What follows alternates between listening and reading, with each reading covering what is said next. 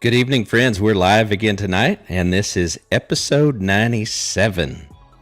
Tomorrow will be 98, then 99, and then 100. We set out 97 days ago and said we were going to go live 100 days straight, and we are super close, just super close, and so we're super excited.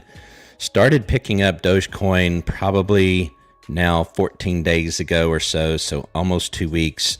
I've owned Dogecoin since early March, in its period of where it was around 5 cents. But we're going to talk about a lot of, I think, really cool things tonight. So I hope you will hang around for the whole stream. If you're watching live, want to welcome you. If you're watching on the replay, I think you will want to watch the whole stream. We don't actually have a scheduled time that we start or a scheduled time where we will end. It typically, honestly, can last anywhere between an hour, hour and a half. We even had one for 5.5 hours last week. But we're going to get started.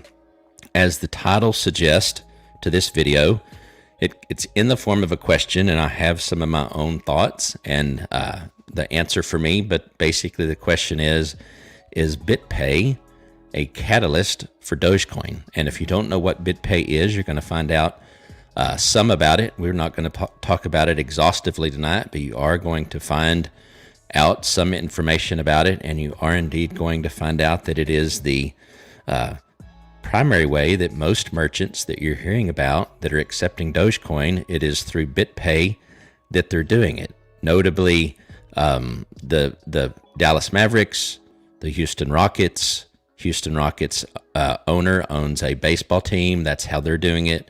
Newegg, restaurants that are cropping up, most of them are using Bitpay to do that. So spoiler alert, from my perspective, I most definitely think that it is Bitpay is a catalyst. You can think of it either as a behind the scenes catalyst, or you can think of it as really on the front lines. I think either one, honestly, is appropriate, and hopefully we will even get to interview someone from Bitpay and especially ask them about Dogecoin. But we're also going to talk about Bitpay and Bitcoin to a certain extent. We're also going to talk tonight a little bit about the growing list of athletes and others that are saying that they want to be paid in cryptocurrency, most of them Bitcoin. I've not found any of them, although it's hinted by some of my colleagues, if you will, on YouTube streamers would, I think, lead people to believe that some of these are taking it in Dogecoin. But I think honestly, in most cases, it's Bitcoin. But nonetheless, it's still a step forward for crypto in general, and ultimately will also help Dogecoin as far as I'm concerned. A couple other announcements, but hang with us.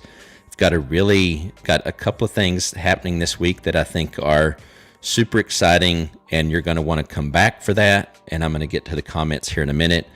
But we have a couple of things. I wrote down some notes here because I wanted to make sure.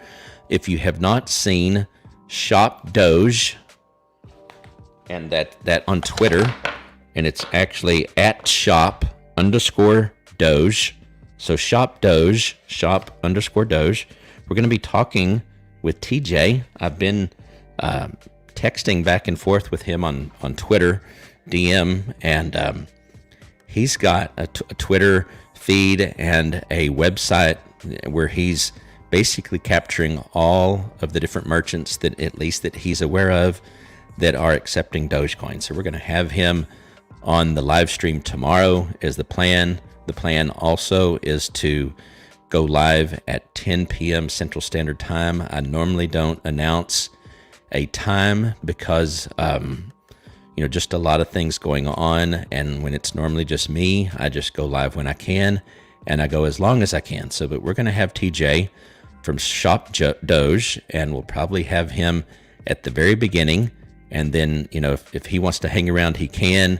He's going to be sharing it out on Twitter, letting hopefully a lot of people know as well about it.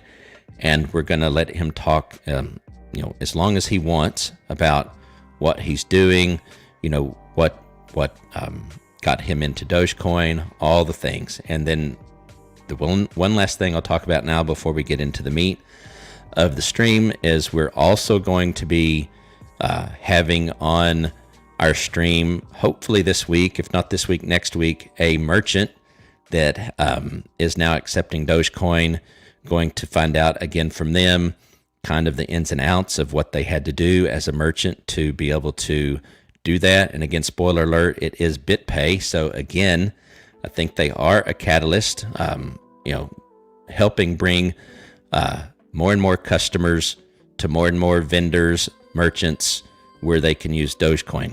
Bitpay, and we're going to get to it in a minute, certainly has started first taking or allowing merchants to be paid in Bitcoin and Ethereum, Litecoin, a couple of others, I think, and obviously now Dogecoin. So it's pretty exciting. So let's real quick, just want to acknowledge some of our regulars. CK, hey, thanks for joining. I hope you'll stay throughout the whole stream.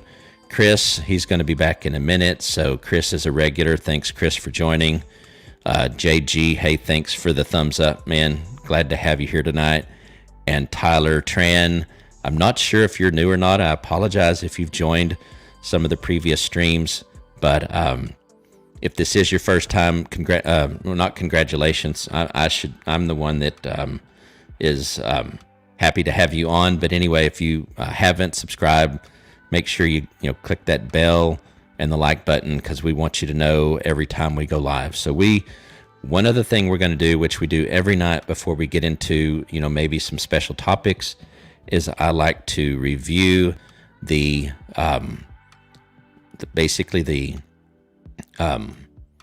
market cap and all of that. And I thought I had it up, but I'm going to bring it up real quick. Like to review the market cap each day, about this time. Obviously, since I go live kind of late in the afternoon, we've got almost a whole day of information here. So now what you see is a coin market cap. Now that's one that a lot of people go to. There are a couple others, and I actually read some fascinating articles today. I'm going to try to not digress too much, but read some very interesting articles today about how the whales, if you will, and others, big holders of not just Dogecoin, but a number of cryptocurrencies, especially low cap, which anything under 10 billion, how they do various different things to manipulate the market and in essence try to, get a coin higher up on the market cap. So for the first time in several days, Bitcoin is back up to 1 trillion. It has been 900 billion and change for the last 3 or 4 days. So it would seem that Bitcoin is recovering. The time to have bought Bitcoin was a couple of days ago when I think it hit 46, or maybe it was 49, but it was in those 40s, mid 40s. And if you were going to buy Bitcoin, that would have been a great time to buy it. I'm not saying now is not still a good time. For most of it, it's probably fractional coins, but nonetheless, many people are saying that it's going to get to 200,000, maybe towards the end of next year. Who knows when, but I think it's almost inevitable with a limited supply and with it being a store of value and something that's scarce. The only place it has ultimately to go is up, unless something here in the United States and around the world, it's happening. Hopefully it'll never happen here in the United States where I live, and I would prefer that it not happen to anyone anywhere. But regulation and outright banning, if you will, cryptocurrencies is happening. South Korea, I think, is looking at doing it. Turkey has shut down a number of exchanges. There was an exchange there in Turkey where one of the exchanges took $2 billion. I believe I have the number right. I know it was B. Basically shut down all the accounts on that exchange, took the $2 billion and left the country. So I don't know if they've caught the person or not yet. They may never. but some crazy things. It is still, even though Bitcoin's been around 10 years and everything, after that, some subset or something, a little bit newer than 10 years ago, but it is still in many ways the wild, wild west. And so there's a lot of things that are transpiring. Again, in Nigeria. In Nigeria, they've outlawed it, and people have started trading Bitcoin basically peer-to-peer. So it's probably here to stay in one way or another. But one other thing I'll say about Bitcoin, this is not a stream about Bitcoin as much as it is Dogecoin, but we do want to talk about the broader market and even about stocks at times. So hang with me. But the Bitcoin again has finally gotten back up to $1 trillion, but there are those that are also saying that it has not seen its low yet, and actually maybe within the next week or two it could go into the low 40s. Who knows? I don't want to be a part of quote unquote any kind of self-fulfilling prophecy. I'm not a channel yet with 100,000 or so followers, so maybe I don't have to be quite as careful, but I'm just kind of reporting what I hear. This should be thought of as education and entertainment, and not financial advice. So definitely talk to your financial advisor, do your own research, but obviously keep coming back here and we'll tell you everything we know and our own ideas. So Binance is number 3. This is typically the top 3. XRP typically is also number 4. Tether, again, normally is number 5. And then it's typically Dogecoin and Cardano kind of switching out at times. Dogecoin has been this number 7 spot for quite a while. One other thing I do want to show you real quick, because I think it's insightful, and you should definitely go to coinmarketcap.com if it's not one of your in your favorites, and if you don't have it memorized, and use it as a tool, because I want to show you here that you can go into the historical data here. And I know if you're on a phone, this is somewhat small, so I'll try to talk you through most of it. If you're on a computer, hopefully you can mostly see this, but what I want to point you to is the volume column here, and the market cap column for that matter. But we're looking at the historical data for Dogecoin. So starting with today, the 26th, it is the 26th, right? Notice the volume, 5 million. Yesterday it was 6 million, so it has gone down. On the 24th, it was 11 million. So in other words, on the 25th, yesterday, it was almost half of what it was the previous day. And so the volume has been, generally speaking, steadily going down, except for this oddball day on the 23rd. And then what's even more insightful is that 420, obviously a lot of us was hoping for amazing things, maybe for Dogecoin to get up to 50 cents, maybe even 69 cents. A lot of people were hoping for a lot of great things. It never actually happened. It's just going to happen later, right? I think it's a foregone conclusion that we're going to get to 50 cents, $1, I'm sure, at some point in time, and I'll give you some other reasons why I think that's likely to happen, and I would love to hear why you think it's going to happen. And again, I'm going to get to the comments. We on this stream highlight 99.9% of the comments and give people an opportunity to be a part of the conversation. So the 20th, again, was a big volume day, but prior to that, actually, was an even bigger volume day. So the day before, and then we all know what happened on the 20th. It was basically the beginning of a decline, and then we have, generally speaking, with some exceptions, been in this 26, 27, 28 cent range for almost 5 days straight. Yeah, 5 days. And I have some thoughts on why that is. you guys might have some thoughts. We'll get into that if we have time. Like I said, there's so much to talk about tonight that I'm not even sure that we'll get to it all, but let me ask you to share this out, because I have this feeling, at least, that tonight is going to be a really good night for this live stream.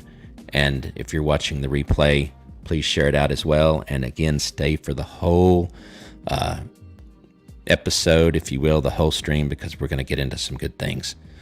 So that's it for market cap. I wanted to get into kind of the main event, or the topic, which is Bitpay and Dogecoin. So before I do that, though, I do want to get to some of the comments, and we're going to keep going here. I've switched where I have my little, there we go, my little stream deck. Tyler, hey, sorry that I haven't remembered that you've been here 3 times, so thanks again for coming. TJ Baker, first timer, hey, that's great, TJ. We are talking tomorrow, right? So that's awesome. I can't wait. Thanks for coming. TJ is the man Shop Doge, at shop_Doge, DOGE. Make sure that you go follow him, retweet the last month or more of everything he's put out there, and like and comment, show all the love. So we're looking forward to having TJ on tomorrow. I'd get LTC over BTC. So you're talking about Litecoin. Yeah, I mean, I don't cover Litecoin as much. I think that that it certainly has its fans. The only way I would honestly consider getting into Litecoin, and this is subject to change as I study more, learn more, all the things, is if I thought it was ever going to surpass Bitcoin, and if it was truly going to be a store of value, then maybe I would look into Litecoin. If I'm looking for an alternative to let's say the dollar or whatever currency you might be using, because we do have people from across the world, actually Pakistan, United Kingdom, or England, various other places, India, that have ended up joining the stream. Whatever currency you have, to the extent that it can be used in your country, I honestly think Dogecoin is it's going to end up being that common man's cryptocurrency that's used for paying for everyday goods and services. We'll see if it ultimately turns out to be that way, but I've got a tweet that I'm going to show here in a minute that there's a TikTok personality. I don't know who this person is, but they have a large following. They actually bought a Mavericks ticket the other day with Dogecoin, and they were actually having some problems, I guess, because they didn't fully understand how it was. They actually tweeted or tagged, if you will, Mark Cuban. He actually got in touch with this lady, and then he put her in touch with the ticket office and got her set up. So that's pretty exciting, pretty cool. That also basically was done with Bitpay. So we're going to get to that in just a minute. Much cheaper. It's limited, just like BTC. It's 4-to-1 LTC to BTC. Tyler, hey, that's what I like about having people join. I'm the first to say that I don't know and can't even cover all of the coins that are out there. So I do appreciate you offering up, your thoughts. So, definitely check it out, guys, for yourself, but take a look at Litecoin and see if it is something that works for your portfolio and, works for the goals that you have. If it's cheaper than Bitcoin, and if it's going to appreciate at the same rate, doesn't have to cost the same as Bitcoin, but if it's going to appreciate at the same rate and you can buy more of it, then hey, honestly, that's a no-brainer. Like I've said before, though, I can only cover so many things, and maybe Litecoin will be one of those at some point. Aliska wanted to say, hey, welcome, TJ. Yes. So, okay. So we've gotten caught up with the comments, and I hope you guys like the fact. I know I've already gotten some feedback that some of the regulars actually like the fact that we try to make it through most of the comments. We're not a large channel yet. It would be a nice problem to have, to be a large channel. We'll get there in due time, but right now we're able to really, talk to everyone in a sense. So let's get back to this article and want to talk through this some. So speed, spend load, and store Dogecoin with Bitpay. So this is Bitpay's actual website. It's one of their blog entries. Of course, their colors are blue, and I did use their picture and Bitpay, so I don't feel bad about that, honestly, because they're getting free advertising, if you will, tonight. And so Bitpay, I'm going to say this real quick. If you're seeing this video somehow, hopefully, number one, you don't mind that I used your picture. I gave you credit for it.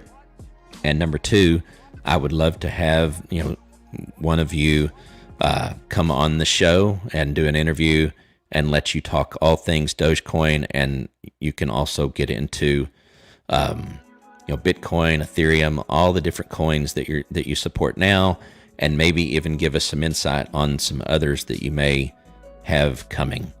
But here it says Bitpay welcomes Dogecoin.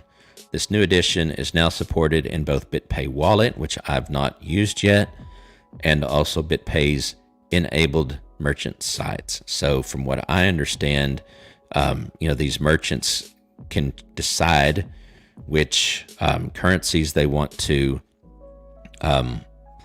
which of these coins, I should say, they want to actually transact in. They can also decide whether they want to have that converted to US dollars. So in other words, someone says they want to use Dogecoin, or in this case, or maybe they want to use Ethereum, or maybe they want to use Bitcoin.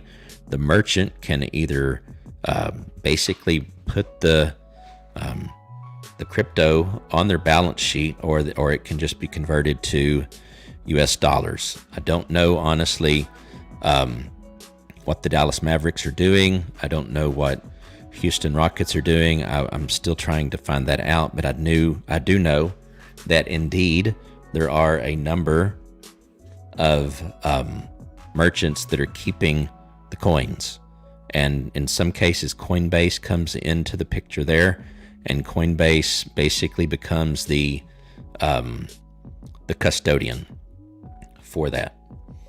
So anyway, the Shiba Inu-based cryptocurrency Dogecoin is popular, we know, with Elon Musk. We all know, I think Snoop Dogg is also giving it a thumbs up. Gene Simmons, Mark Cuban, a number of other artists, comedians. I've got another one that I'll pull up here in a minute. Twitter, I don't remember his name, but supposedly he is famous. I'll just say it that way. But the Dallas Mavericks were early adopters, as it turns out. I think actually it just wasn't in the news as much, but I think actually the Houston Rockets might have actually been, might have even predated the Dallas Mavericks. But anyway, and now the first to accept Dogecoin. So maybe it's true. This was dated March 4th. They say that they're the first ones to adopt Dogecoin. It's very possible that the Houston Rockets, I know they did this several years ago, and maybe they started with Bitcoin and then decided to accept Dogecoin later after the Mavericks did. So Mavs fans for life can use Dogecoin to buy tickets and merchandise. This won't say it here, but one of the other things that is attractive to this, apparently, many of these Mavs fans for life apparently are from other parts of the world, international members, and this makes it very easy for them because it's actually quicker. There is not as much, there's not as many fees involved and all of that. So again, Bitpay, in my way of thinking, is definitely a catalyst. And as you can see here, they support BTC, BCH, Ethereum, USDC, which is a stable coin. I'm going to assume that GUSD is as well. BUSD is, I think, Binance stable coin, and I'm not 100% certain what PAX is. But anyway, the Bitpay wallet can be downloaded from the App Store. You can use it. So this is one article. This is directly from directly from the Bitpay blog, as I mentioned.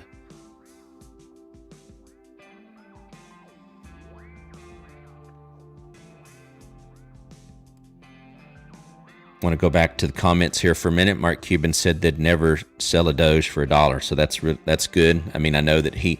By the way, that's good, TJ. By the way, that reminds me, and although I was going to talk about it later in the stream, I'll actually mention it right now. You may or may not know, and I'll pull up the tweet here in a minute. I'm getting overwhelmed, honestly, because there's so many things I want to talk about.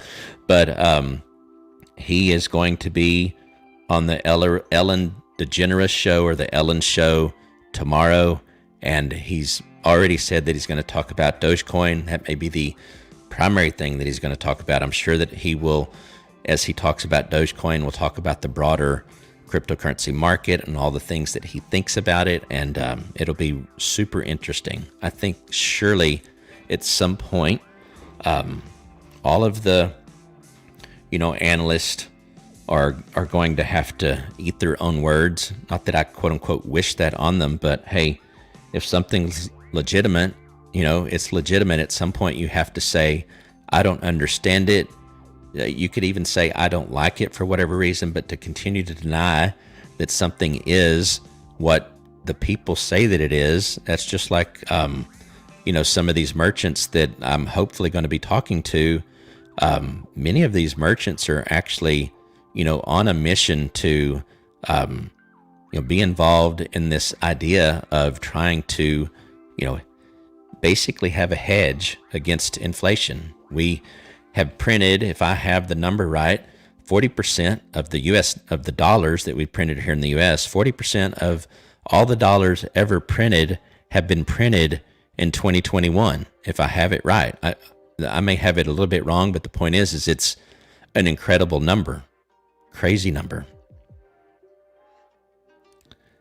Hey, Kevin, Dogecoin to $1. Yes. And again, I think Bitpay is going to be one of the things that helps it get there. Be ready, right? I don't know, but be ready.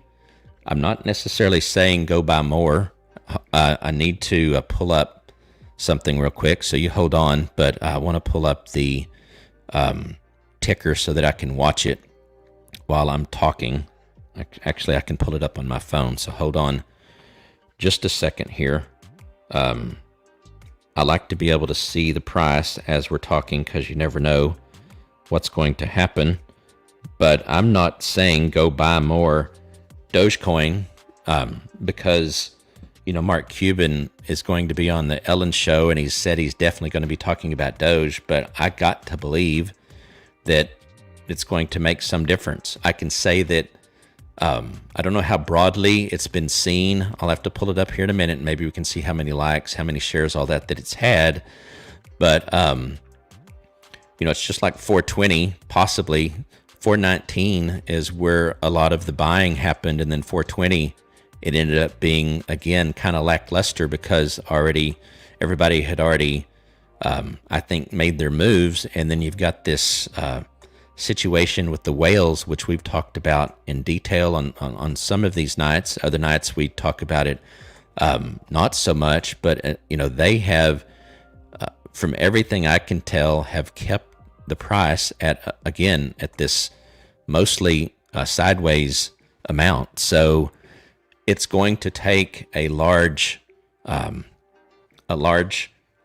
to be a big effort, right, on the community at large to basically kind of push the whales aside and break out of whatever it is that they're trying to do. It would seem, and I could be wrong, but it would seem that what they're trying to do is basically accumulate more Dogecoin, get more and more, and get it as cheap as they can.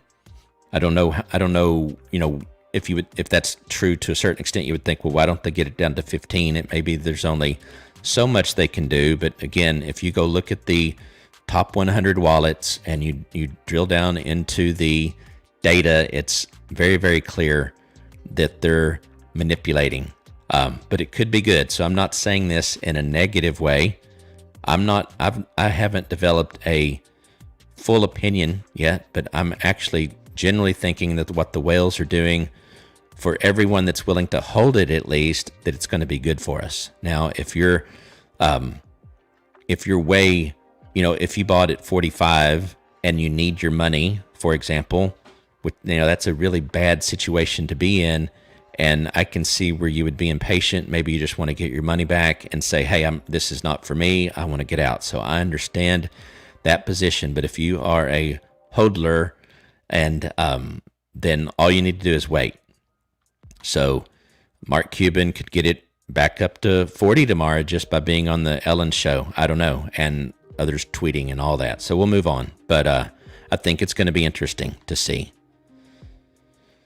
Says something pretty big. Doge was included in the list that Bitpay selected to integrate. Yes, it does. Again, you're basically saying the same thing that I am. You are agreeing with me that Bitpay is a catalyst. And here's the cool thing about this: the fact that they've integrated it pretty much means that any merchant now that wants to work with Bitpay would be able to take Dogecoin.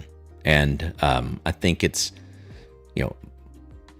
it just takes a few merchants that, some big ones, and then just the collective effort of some of the smaller ones to do it. And, it's going to be really, really interesting. I had heard the other day watching another live stream that there were a number of merchants, actually quite a few in the Bay Area, that used to accept it, and it didn't catch on, and they stopped. I don't know why. You wouldn't think that it would cost any money to continue to, quote unquote, be able to accept it. But it kind of lost its steam. But I think we've got a new surge in that area, and I would like to believe that it's just going to continue to grow. And I'm hoping when TJ comes on, obviously he can tell us about a number of the merchants that he's highlighting on his website, and maybe tell us some of the stories. I don't know if TJ has been able to physically talk to any of those merchants, but I'm gonna try to pull that out if there are any. Aliska is saying, is there a time you and TJ Baker will? Yes, we're the plan is to go live at 10 p.m. Central Standard Time. And we'll have TJ on first. I'll do a brief introduction, and then we'll go right into having a conversation with TJ. So, we're going to do that at 10 p.m. If for some reason something happens, I'll obviously, with regards to me having to do it maybe a little bit earlier, a little bit later, I'll try to let everybody know. So definitely follow me on Twitter. It's at Shane Trammel. You can see the way to spell my name up in the top right up there. But definitely follow me on Twitter and turn on the notification there. It would probably make sense so that I can let everybody know if there's some small adjustment to the schedule. But I'm going to do everything within my power to not make that happen. We will be going live at 10 p.m. Central Standard Time tomorrow.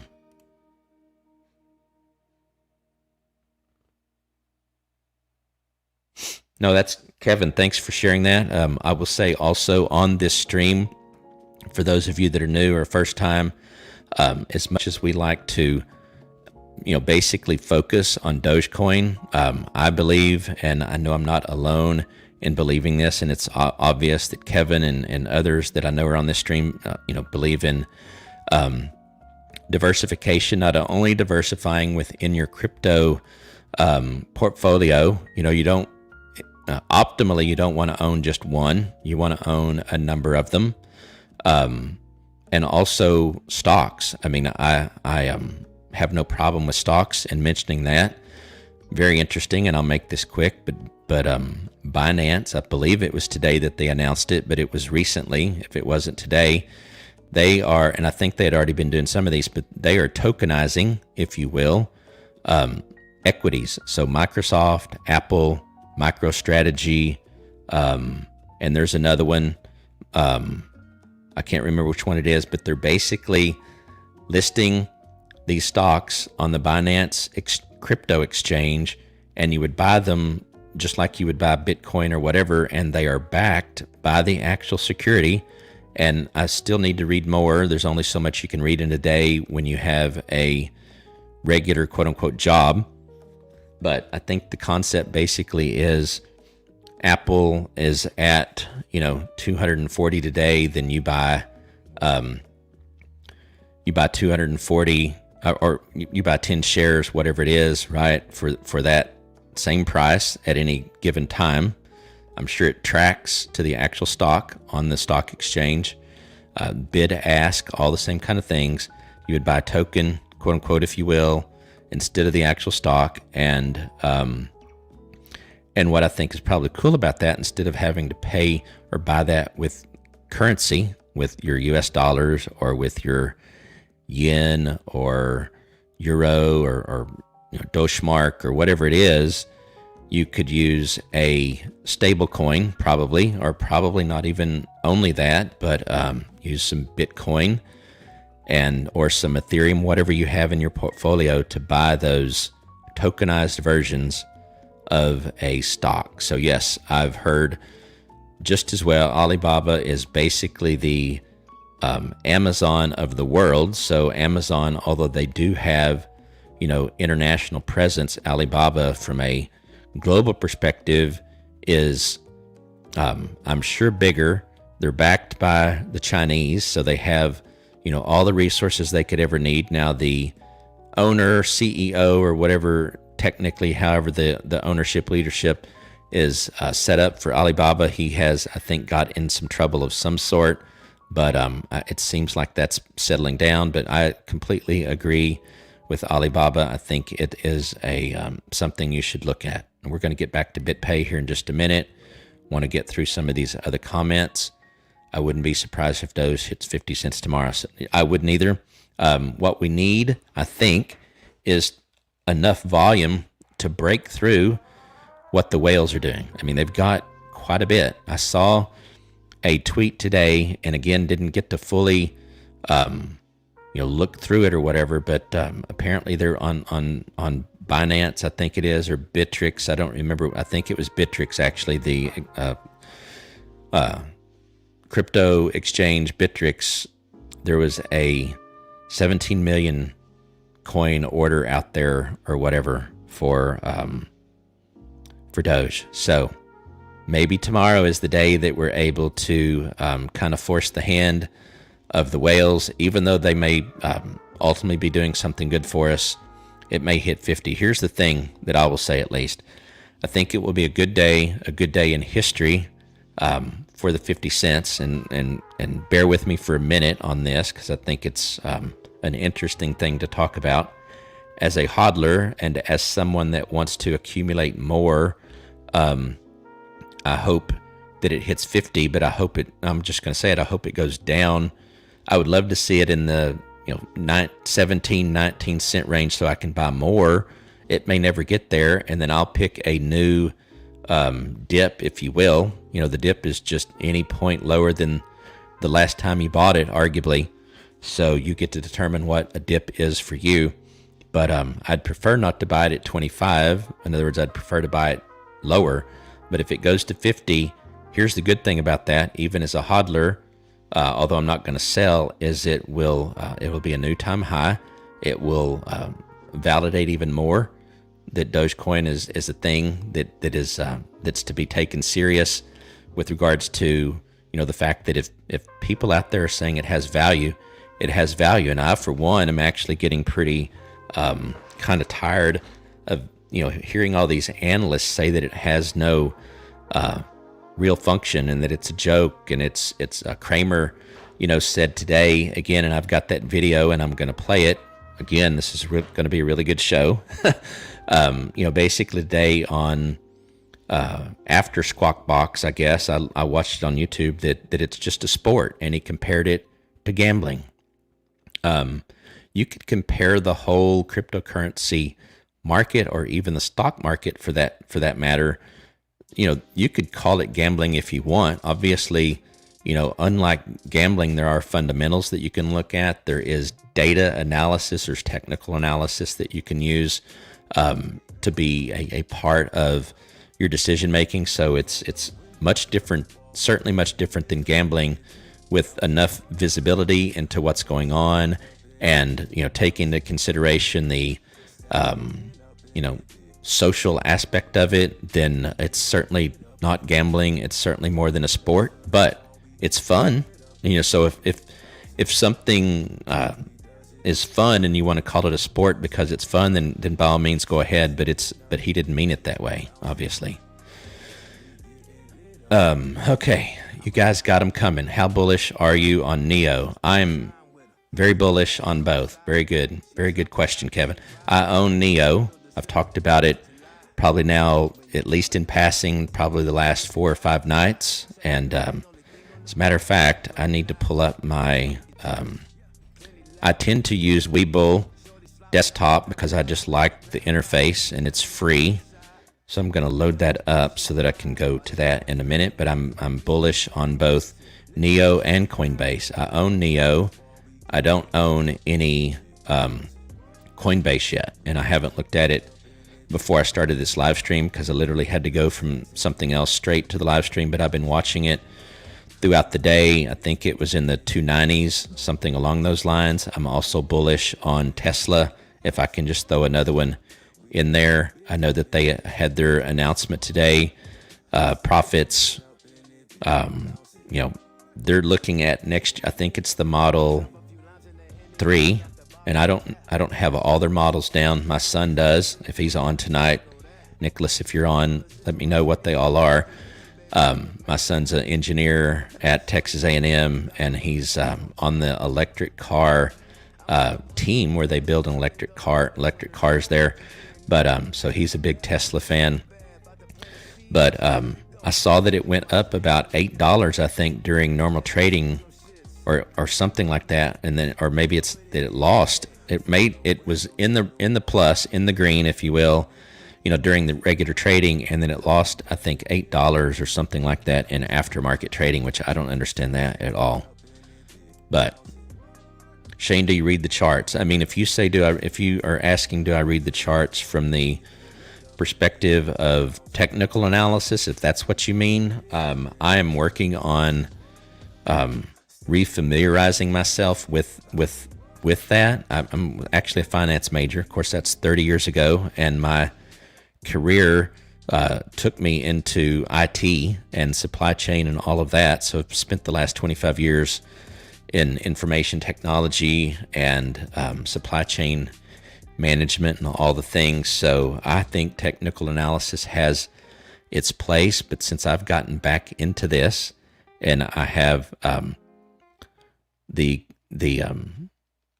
same thought from some others that know a lot more than me, that have been in the cryptocurrency market much longer than me, have a much larger following than me, and they may also have a lot of people that don't think they know what they're talking about. But this YouTuber basically said that he didn't believe that Dogecoin was something that you could really accurately apply technical analysis to, and I would tend to say I agree. Now, as I dive into it more, I may change my opinion, but I think the single fact that the whales can manipulate and basically control the price of the coin, unless there's massive volume outside of what they're doing, the mere fact that they can do that alone makes technical analysis a considerable challenge as far as I'm concerned. But I look at a lot of other things, and I think obviously Dogecoin and others like it being a meme driven a meme driven coin.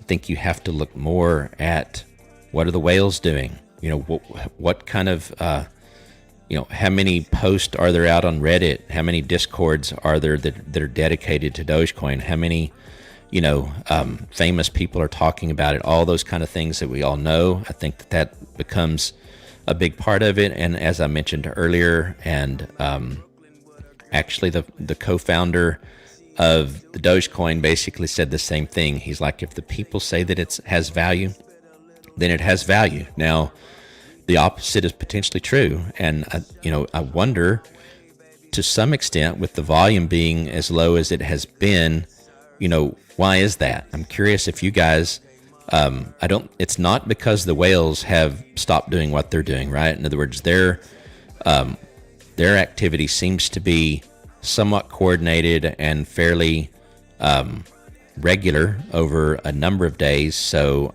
I don't think they're impacting the low volume. So the only thing I can surmise is that, the common person, if you will, for whatever reason, is not buying very much of it right now.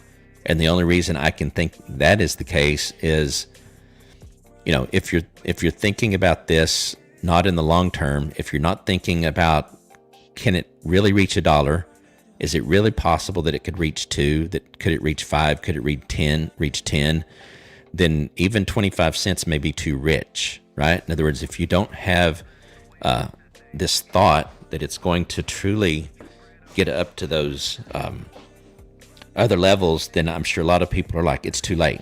I should have got in when it was 5 cents. I should have got in when it was half of a penny, those kind of things. So there's probably honestly some despair out there, or people are saying, I've got to wait until it dips down a little bit lower.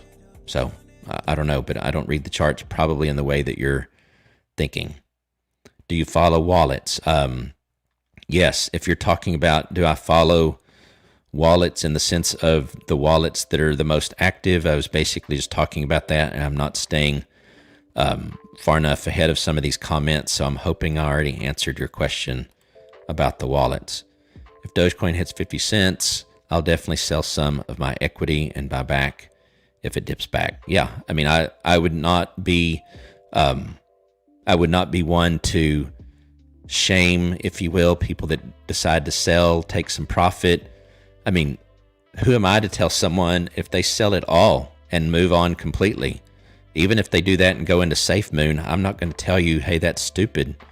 If someone asks me, and people have on my stream, what do you think about Safe Moon? I'll give my, opinion. Even my opinion is not going to be a super thumbs down. It's just going to be, hey, that's not something I'm really focused on or not interested in too much. So I don't have a deep conviction about it enough to, just really dog on it. But at the same time, I'll either say, no, that's not something I'm interested in, and try to give a few highlights of why, or I'll also say, hey, I don't understand. I don't know what that is. I mean, again, being totally transparent, and hopefully that's one of the things that will attract people to, this channel and this stream. I didn't know what USDC and USDT is, and others didn't know that was quote unquote a stable coin from a terminology perspective. Didn't know that USDC was, basically pegged to the US dollar and all those kind of things. So I'm learning right along with many of you, and many of you are actually teaching me things. So, but yeah, I hope it hits 50 for the historical, milestone, if you will, and for what it will do for the legitimacy of the coin. And then obviously I hope to get more at something less than 50, but I think that's going to be an amazing day. By the way, if you guys, if you want to do me a favor, and share this out on Twitter or something, that would be awesome. I know if you're on YouTube, there's a share button there somewhere. That would be great. We'd love to have some more people come in, but we're having a great time tonight. Do you know a good place to follow wallets? Yes. I mean, I can, I will pull that up here in a minute, and I will put it in the chat, but I've got a link to give you. Another thing, I've also been looking now for a way to follow some of the wallets for VeChain, which is VET. That's the 3-letter. That's another one that I'm bullish on now. I started and focused honestly on Dogecoin mostly. As I've learned more, VeChain is something that I now have in my portfolio. I got it at 16 cents. It's made it, I think, as high as 19 now, and it's been in the 20s as a 52-week high. And I think it's got a lot of potential, not being used in the same way as Dogecoin, but a lot of these coins have different use cases, and I don't think we have to focus on one single use case. Again, we want diversification. So I'm going to start covering, if you will, VeChain more as I can better articulate why I've decided to get in. So we've gotten through all of the comments, so I'm going to go back to some of the information we want to go through with regards to Bitpay, and then we got, again, more than we will probably be able to get to. I know many of you have probably heard about this, but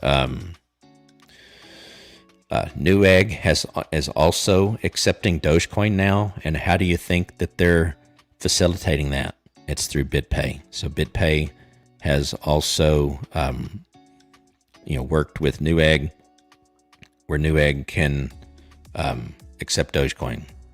And this announcement was on Doge Day.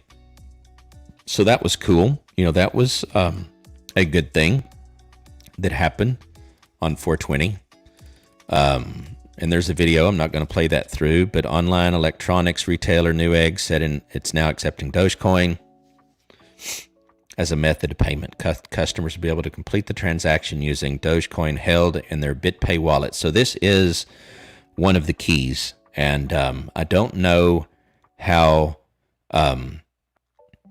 I don't know if this will be a barrier for some. I've not gone to Newegg and seen what I would hope that some of these merchants would do, especially these online merchants, would have a way for people to sign up for Bitpay prior to completing their checkout. Now, most people are probably already going to know who accepts Dogecoin because they're going to be enthusiasts. They're looking for ways, or at least a number of those in the Dogecoin community are looking for a way to spend the money or spend the coin because it's fun, that type of thing. Newegg first began accepting. They started out with Bitcoin way back in 2014. I actually didn't know that. Again, it was probably with Bitpay. At the press time, it was 41 at press time. So this was again announced on 420. So that's what I have on that one. Let's see what else. One more here, or a couple more. So this is the article.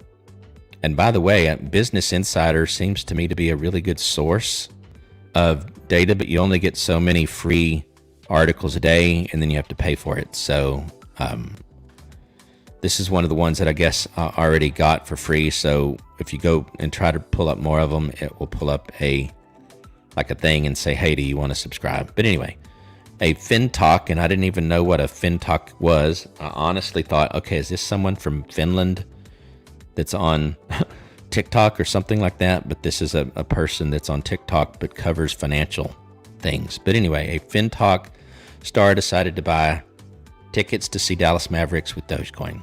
So I've already talked about some of this at the beginning, but see here, financial TikTok star. The Mavericks owner, like we said, Mark Cuban, helped make the purchase. Dogecoin, often referred to. Yeah, okay. So let's see what it says here. Known as online Robinhood Kid, so I guess she's a Robinhood fan as well, which I have, for the most part, nothing bad to say about Robinhood. I know some have had a bad experience with it in some ways, but it was the way that I got into Dogecoin. It was quick. It was easy. I built up my portfolio fairly quickly. So, I have nothing but good things for the most part to say about Robinhood. I will also say there's a link in the description if you haven't, gotten signed up with Robinhood yet. It's free. Your trades are free. There is a premium service, Robinhood Gold, that you can pay $5 a month for. You'll just have to look at that up and see if that's worth it to you. But, you can buy and sell Bitcoin, Dogecoin, Ethereum, a number of others. The only thing I would say about Robinhood that I don't like, and it's not a showstopper, it's not going to keep me from using it, is some of the other coins that I would want to invest in, like Cardano or XRP or VeChain for that matter, are not on Robinhood. They actually have, in comparison to some of the other exchanges, I guess they're technically not even an exchange. They work with a couple of different exchanges, from what I understand. But compared to Coinbase and KuCoin and Binance and Voyager, for that matter, which I can talk about that a little bit maybe. I really like Voyager. Voyager is where I got my VeChain. Again, that's VET. There's a link in the description for that as well. So I've got Robinhood, I've got Webull, and I've got Voyager. I've got an account on Coinbase. I haven't bought anything there yet because it costs money. One other thing I wanted to mention about Robinhood, and then I'm going to move on, is they are working on a wallet, and I think that they know that if they don't get that wallet out there, they're going to start losing otherwise happy customers. So again, the Mavericks owner and cryptocurrency advocate, Mark Cuban, has long cheered the fortunes of the meme coin Dogecoin, and as I mentioned, he's going to be on the Ellen show tomorrow, and apparently it's going to be, I guess, the main topic. So it says, Kilbridge decided to put Cuban's offer to the test. She already owned the Dogecoin. It was just a matter of buying her tickets to the game and booking her return. So here we go. Let's see. Despite saying just this week he couldn't make sense of, okay, that was a previous thing. Putting her Doge earnings to work towards Mavericks game just seemed like the right thing to do, she says. Once she had decided to try it out, the process, Kyla booked a flight to Texas for the game despite not having purchased the tickets for it. After spending hours, so I don't know why, after spending hours unsuccessfully to purchase the tickets herself, only to find there was none available, she directly tweeted Cuban, who responded almost immediately and connected her to the ticket sales manager, as I mentioned. So anyway, I think the bottom line is, again, stories like this just continue to carry forward the narrative of Dogecoin being a real thing, a thing that people are willing to invest in, a coin that people are willing to use as basically an alternative to their local currency to buy and sell goods and services. Now, in her case, she may never do it again, doing it to be able to tell people that she did it. But the fact of the matter is that she could, and that she can, and that others can do the same, or go to the Houston Rockets, go to any number of merchants that TJ, for example, has on his website. That's meaningful. So again, this is all facilitated through Bitpay. So Bitpay, you guys need to send me a direct message, and I would love to have someone from Bitpay on the show. So let's see what else I have in that regard, and then we will get back into some other things. Okay. Want to talk for a minute about just things that are not Dogecoin specific, but also I believe are positive developments for Dogecoin and cryptocurrency in general to, again, further legitimize it. I honestly believe, and then I'm going to get to the comments, I honestly believe that generally speaking, a lot of people are not going to spend their Bitcoin on everyday items, but the fact that they can, and the fact that articles like this come out, is meaningful and helps. Now, I'm sure that it's going to be a mixed bag. I, for one, would probably almost never spend my Bitcoin, if I had any, or when I have some, on everyday items, unless, for one, I didn't have any actual dollars anymore, or number two, it had just made me literally a millionaire, and the equivalent of spending some of it was like, $1,000 when it really in essence had the buying power of 10,000, 20,000, 30,000, something like that. So I guess what I'm really trying to say is I'm more of an investor, more of a hodler, more of a long-term, hold, buy on the dip, accumulate, and, waiting for those life-changing events where you wake up one morning and you basically discover that you've accumulated a considerable amount of money. So Camping World, basically. Here's the tweet from actually from Robin Hood Kid, and they again collaborated with Business Insider to report on it. This is just the tweet on that. So I'm going to show one more, and then we're going to get back to the comments, and then we're going to keep going. We got a lot again to cover tonight about cryptocurrencies, generally speaking, Bitcoin. Talking about athletes being, deciding that, almost demanding that they be paid in cryptocurrency, mostly Bitcoin, but nonetheless. So I've got some articles here about understanding the whales manipulation. I'm not going to bring those up. If you're interested, let me know in the comments or in the chat, and I will put some of these links in the chat, but I'm not going to bring those up.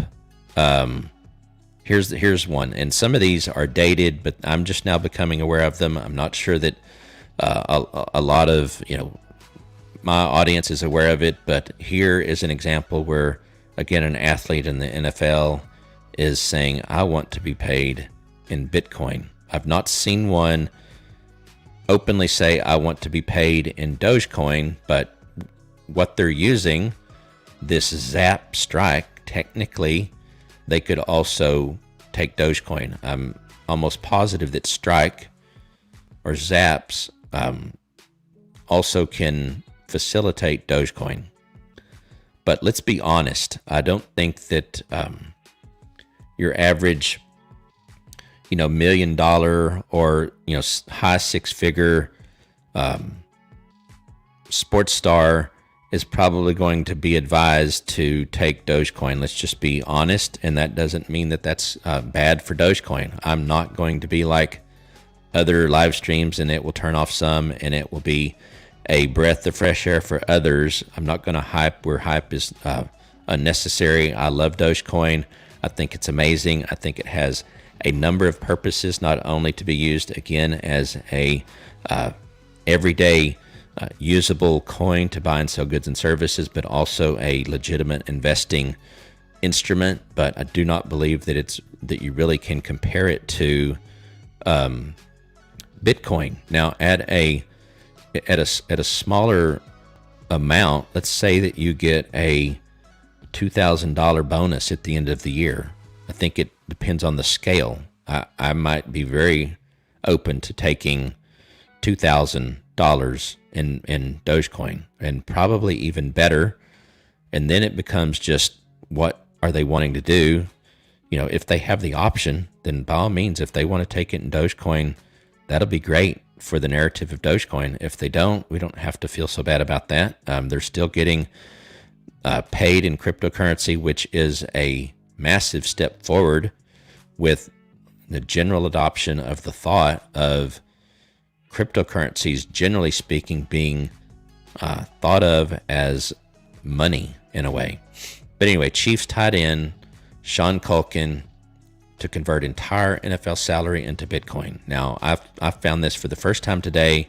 I looked up Zap Strike a little bit, and I will tell you real quick before I read through the rest of this article or highlight it. I'm not going to read it word for word, but you can literally, and you have to sign up and be on a waiting list. You can literally sign up for this Pay Me thing, and I'll show you the link here in a minute. And you can, since I'm on the waiting list, I don't know what other information they ultimately want from you, but they can become, in essence, the middle person, and you can, just like this guy here, Sean Culkin, can receive your paycheck in Bitcoin, Ethereum, and some others. And I do believe Dogecoin could be it. And you can set up any percentage.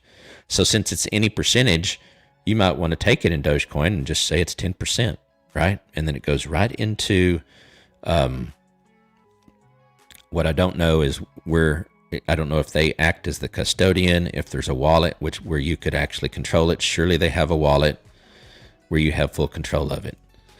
But anyway, so his salary is $920,000, almost $1 million a year, and he's pretty passionate about it. fifth-year tight end from the in the National Football League. Offensive tackle. Okay, this is about another one. So offensive tackle Russell Okung. He was a precursor to Sean. He basically did this a few years ago, or last year maybe it was, or even more recent. But he kind of set the stage for this, or was a forerunner for this. Famously followed through on his declaration, "Pay me in Bitcoin." Still takes half of his $13 million salary in fiat. So $6.5 million getting put into Bitcoin. And imagine if he holds that and Bitcoin in the next 2 years goes from, where it's at right now to $200,000 a coin. So this is pretty interesting. Culkin will start stacking biweekly. Stats via Zapstrike. Same fiat to Bitcoin salary conversion service Okung uses. The Chiefs are aware of Culkin's arrangement, but his reserve contract is so he didn't even do this with the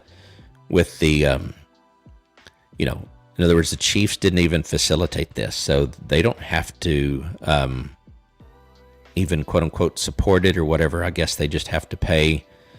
They must pay Zapstrike, and then Zapstrike turns around and pays him. And oh, by the way, they could potentially, I don't know if Zaps does this or wherever they might have it in custody, the coins they could also be earning interest on that. I could talk all night long. I've got so many thoughts in my mind, so many things to talk about. But one of the things that I like about Voyager, for example, with USDC, stablecoin USDC, you can earn 9% interest on your money, which I can't even honestly fathom. That's completely insane, honestly, when you compare to, you can't get that in a bank, you can't get that in a CD, even a lot of money markets, even a number of stocks will not consistently return 9% interest. So that's something you should look into as far as I'm concerned, or it's definitely something I'm looking into now that I have a Voyager account. And Voyager's of course not the only one that does it, but taking 100% of one's income to BTC might not be may or may not be wise. I would guess that he has other money coming in enough to be comfortable, so why not take all 900,000? And for that matter, if it appreciates like we believe that it can, he could certainly take some profit on that as it appreciates and still be better off. All right, let's go back to the comments here, see what we got going on. We got quite a few things here. Thanks for hanging on. What's your opinion on selling at 50 cents and buying back at 30 cents? Even though my average is 21 cents, my average would go up, but long-term profits, yeah. So I think two thoughts here. I guess it could potentially be a little bit complicated, but it doesn't have to be. Hold on a second. This silly chair. By doing what you're doing, if you're going to be able to buy more Dogecoin, and I assume that's your goal, is to, if it's to take some profits, well, you tell me, is it to take some profits and pull that money out? Yeah, you say buying back. Okay, so you would take the profits, buy back. Presumably you would have more Dogecoin than before. It didn't cost you anymore, although your average is higher. Again, if you believe that it's going to reach $1 at some point, $2, $5, you would ultimately have to do some math and, kind of put in, best case scenario, some compromise scenario of that, and maybe a low estimate scenario, right? In other words, take your new average cost, take your original investment, whatever it is, however many you have, times your average cost right now, which is how much you've invested, and then say, okay, at $1 or at 50 cents, how much profit would I have? At $1, at 10, how much profit would I have? Do the same thing with a higher average cost with more Dogecoin, put in the same targets of 50 cents, a dollar, whatever, and see at what point you are doing better.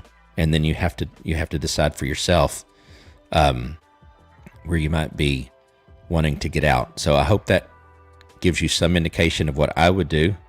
That's the approach I would take. And likely it ends up being that at a reasonable multiple of Dogecoin's current price, that you'd probably be better off, I would think, getting more, because hopefully it's mostly on its way up.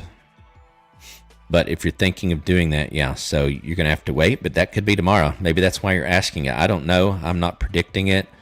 But given how the community has reacted to let's say tweets in the past, right, from Elon or others, it very well could hit 50 tomorrow. So I'm going to be watching it really close. I'm not selling at 50, I don't believe. I mean, my average, unfortunately, already is at 35, but I might be tempted. In other words, if with my average being 35, if it went to 50, assuming that it's going to go back down to maybe even 25, that's probably a no-brainer. Well, it is a no-brainer, because my average cost would actually be less than what my original average cost was. So, it's going to be an exciting day tomorrow, I think. We'll see. Hey, Sean. Hey, it's going good. Thanks for joining. We have caught up with the comments. I will just kind of recap a little bit, since I think maybe we've got a few new people. I don't want to necessarily have to put our folks that have been on from the beginning of the stream, since we've been doing an hour, make them have to go through it all again. But we talked about, and you guys go watch the replay if you're joining in the last few minutes, but we've been talking about, and we kind of have now finally moved on beyond that and talking about highly paid sports personalities saying they want to get paid in Bitcoin or cryptocurrencies. Generally speaking, most of them are wanting Bitcoin, and talking about how that ultimately, in my mind, helps Dogecoin as well. But we talked earlier about Bitpay and how I asked it in the form of a question with regards to the title of this stream. But the short answer for me is I think Bitpay is absolutely a catalyst. I think they will only become more and more of a catalyst, maybe behind the scenes, as far as most people know. I'm not sure that many people are going to do the legwork to find out that the way that Mavericks are taking Dogecoin is through Bitpay, or that the way that Houston Rockets are, and a number of others. I won't continue to say that, but Bitpay is the way that every one of the merchants that I've found, at least, it's the way that every one of them, if they're taking Dogecoin, it's the way that they are taking it. Not that Bitpay is the only way, but they are the leader in doing that. So I think they are definitely a catalyst. So now what I want to do is I'm going to walk us through a few more examples of these, personalities, if you will, 6-figure earners, 7-figure earners that are wanting to be paid in Bitcoin.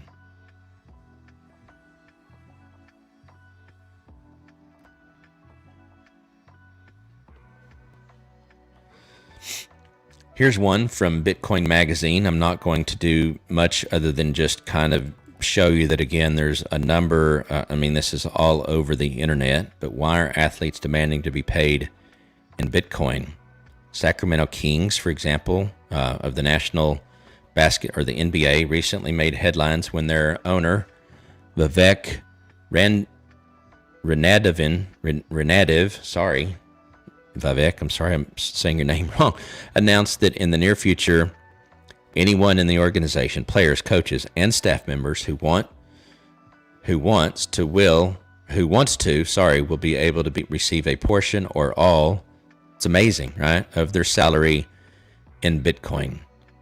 They are probably using Zaps for this. Now, again, Bitpay, we've kind of moved on beyond Bitpay. Bitpay is more of a intermediary between customers and merchants, whereas Zap and maybe companies like them are helping organizations, be able to pay their employees with Bitcoin. And there's probably other ones. Ethereum is probably there as well.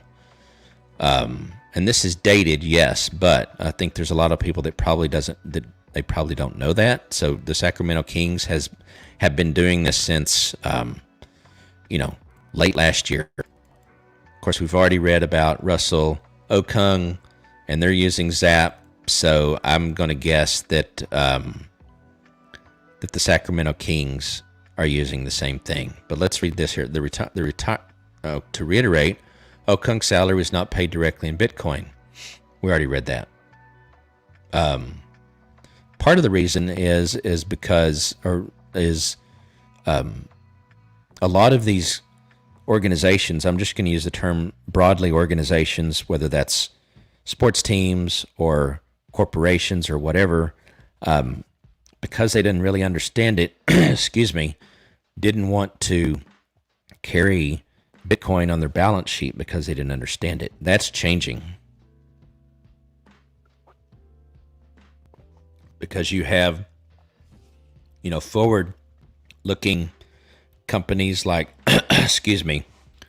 Tesla, not that they're paying their employees with it, but Tesla and others who are carrying Bitcoin and other cryptocurrencies for that matter, other coins, altcoins and Bitcoin on their balance sheet.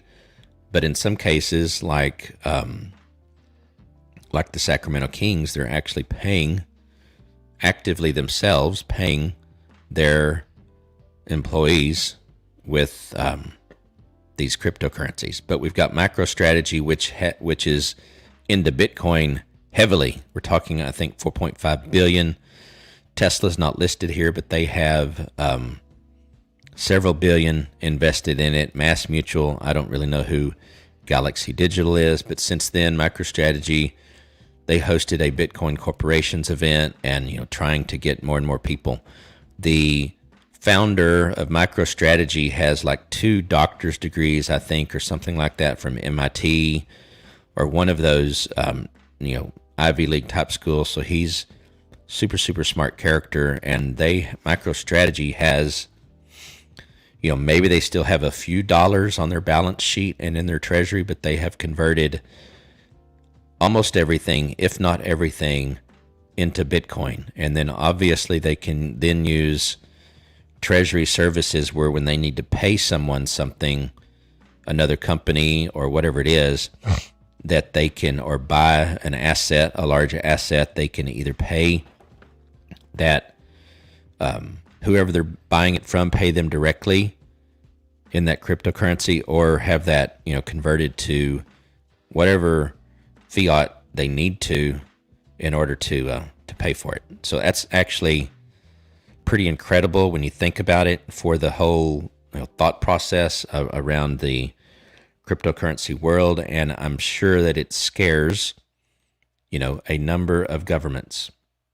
I think that governments are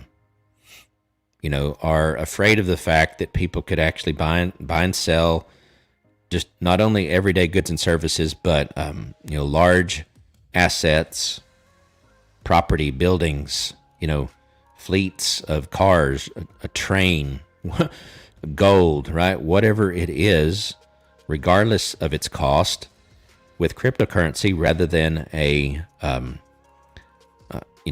fiat currency that has that's been subjected to incredible inflation. That's why you got Nigeria that's outlawing. That's why you've got Russia, which has either outlawed it or they're saying they will. That's why you've got nations like Korea China was apparently thinking about doing it, but has kind of turned to 180 and embracing it for the most part. So, as you know, here in the United States, right, they're talking about 40+% long-term capital gains for anyone making $1 million or more on cryptocurrency, as much as 80%. Don't think any of that at that level is going to happen. But the fact that they're even talking about it is cause for concern. So enough about that article, I think. So let's get back here to the comments. So we're still caught up with the comments. So I'm going to keep going on some other things that I'd like to point out. Yeah, sorry about that. So let's see here.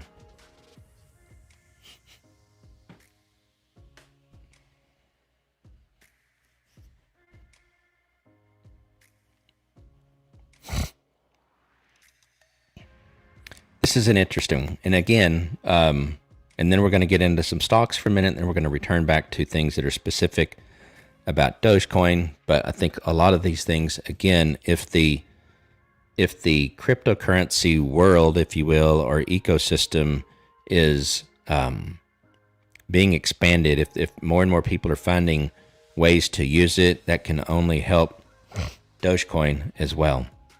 So here we've got a municipality in Tennessee that is, looking into basically having Bitcoin. So with the population of some 67,000 people sitting about 70 miles east of Memphis, do they name it? Okay, Jackson.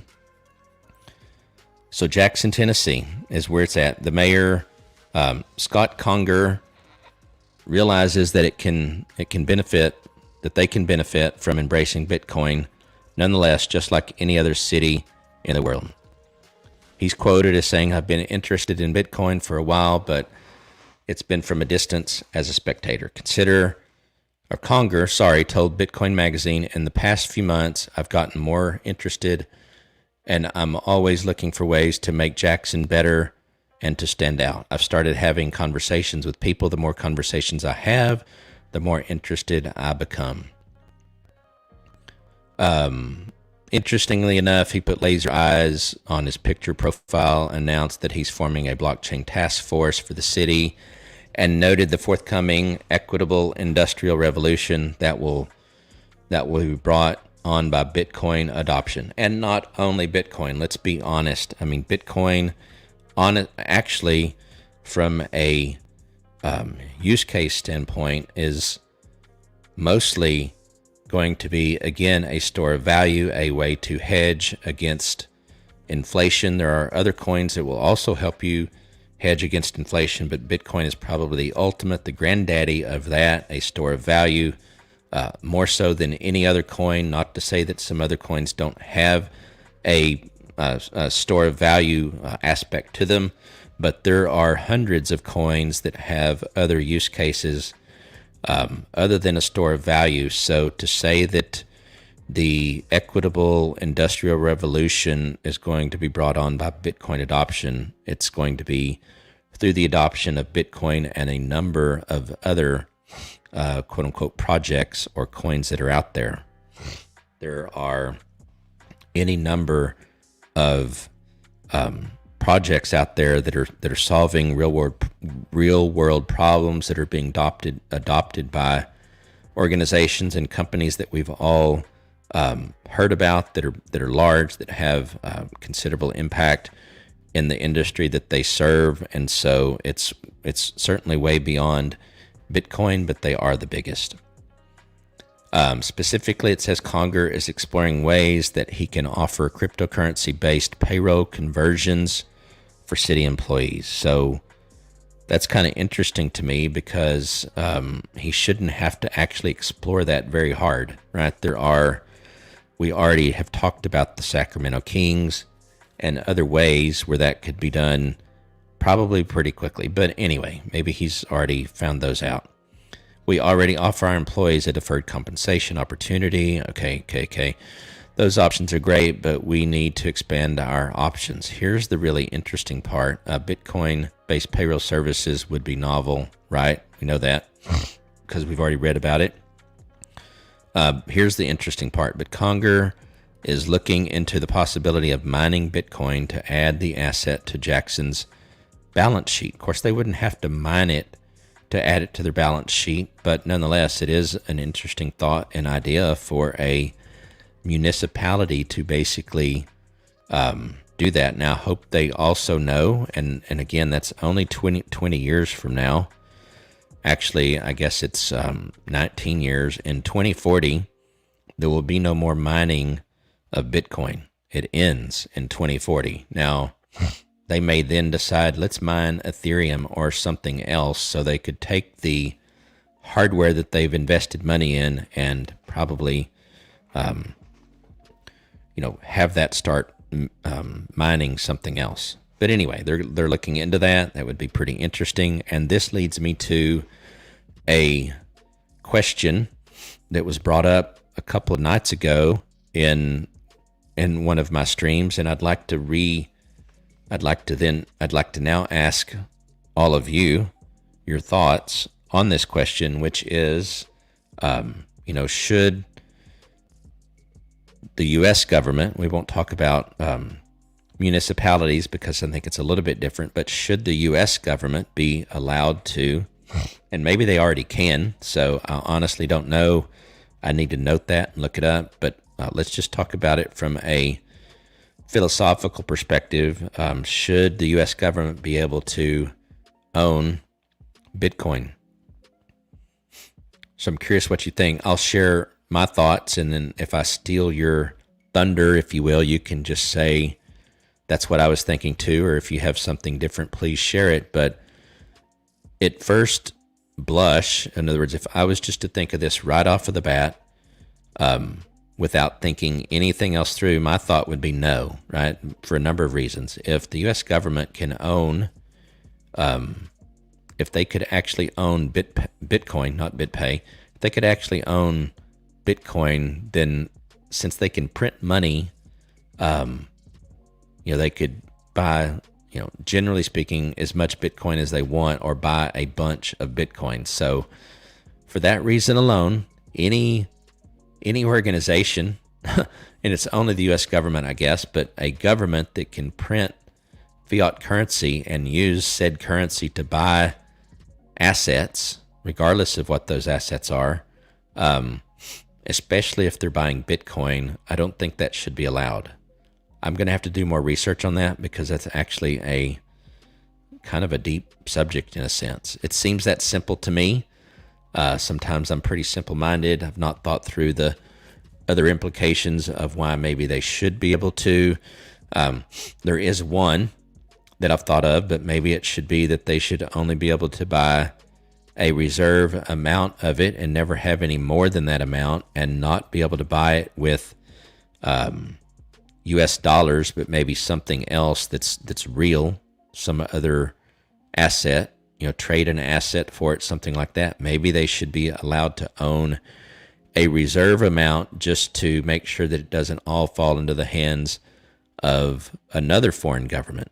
I don't know. That's one thought that comes to mind, because there are those that talk about, I'll just say it this way. I'm going to abstract it a little bit. But there are those that believe that, other countries, in other words, countries other than the USA, countries that are not friendly to the USA, if you will, potentially are or could, buy Bitcoin and maybe other cryptocurrencies and use that in essence as a digital weapon. So I could see that, right? Because let's imagine a foreign nation that's able to buy, we'll just use Bitcoin as the example, able to buy Bitcoin, and if that same nation, quote unquote, either through proxies or directly can buy and own assets in the United States, then that's arguably dangerous. Or if they can use that the Bitcoin and its appreciated value and all that to, be able to further their, weapons development, all the other kind of things that would be used, obviously, in a negative way against any of their enemies, for that matter. So it doesn't even have to be an enemy, quote unquote, or a non-friendly of the United States. It could be any one government that's not friendly with another, and it could be used. So obviously the USA could do the same, turn around and do the same thing. So it is a universal issue that has to be talked through, I guess.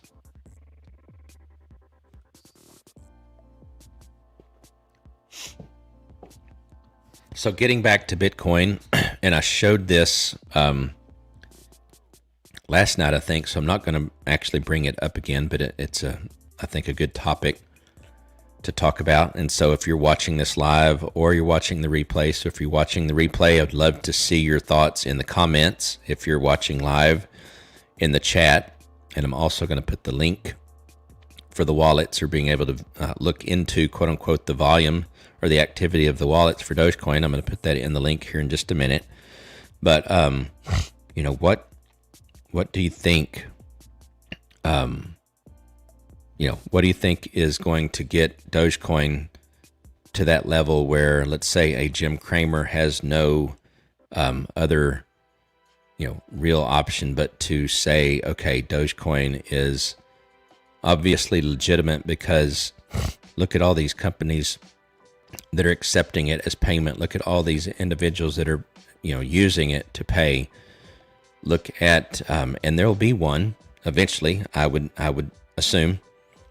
Maybe right now, all of these NFL players and the like, six-figure earners are saying, I want to be paid in Bitcoin, but I'm sure that there's going to be one that's going to come along and say, I want to be paid in Dogecoin. So I'm going to look up one other person.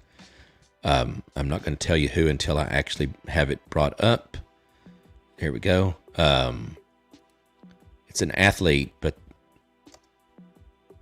they are also wanting to basically get paid in Bitcoin.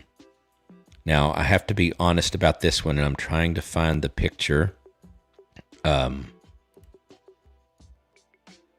me see if I can find the right one, because again, I want to be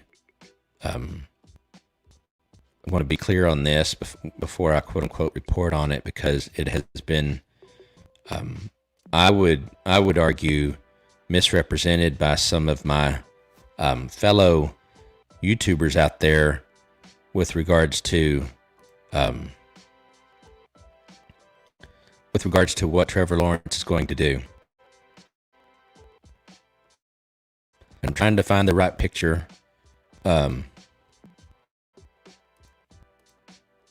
Trevor Lawrence has basically signed a endorsement. Really, it's an endorsement with Blockfolio, which is a subsidiary or a division of, I believe, I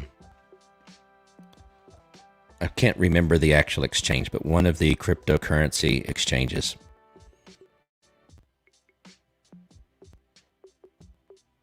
So okay, why am I having a hard time finding this? You guys keep the comments coming while I find the article. I thought that I had it,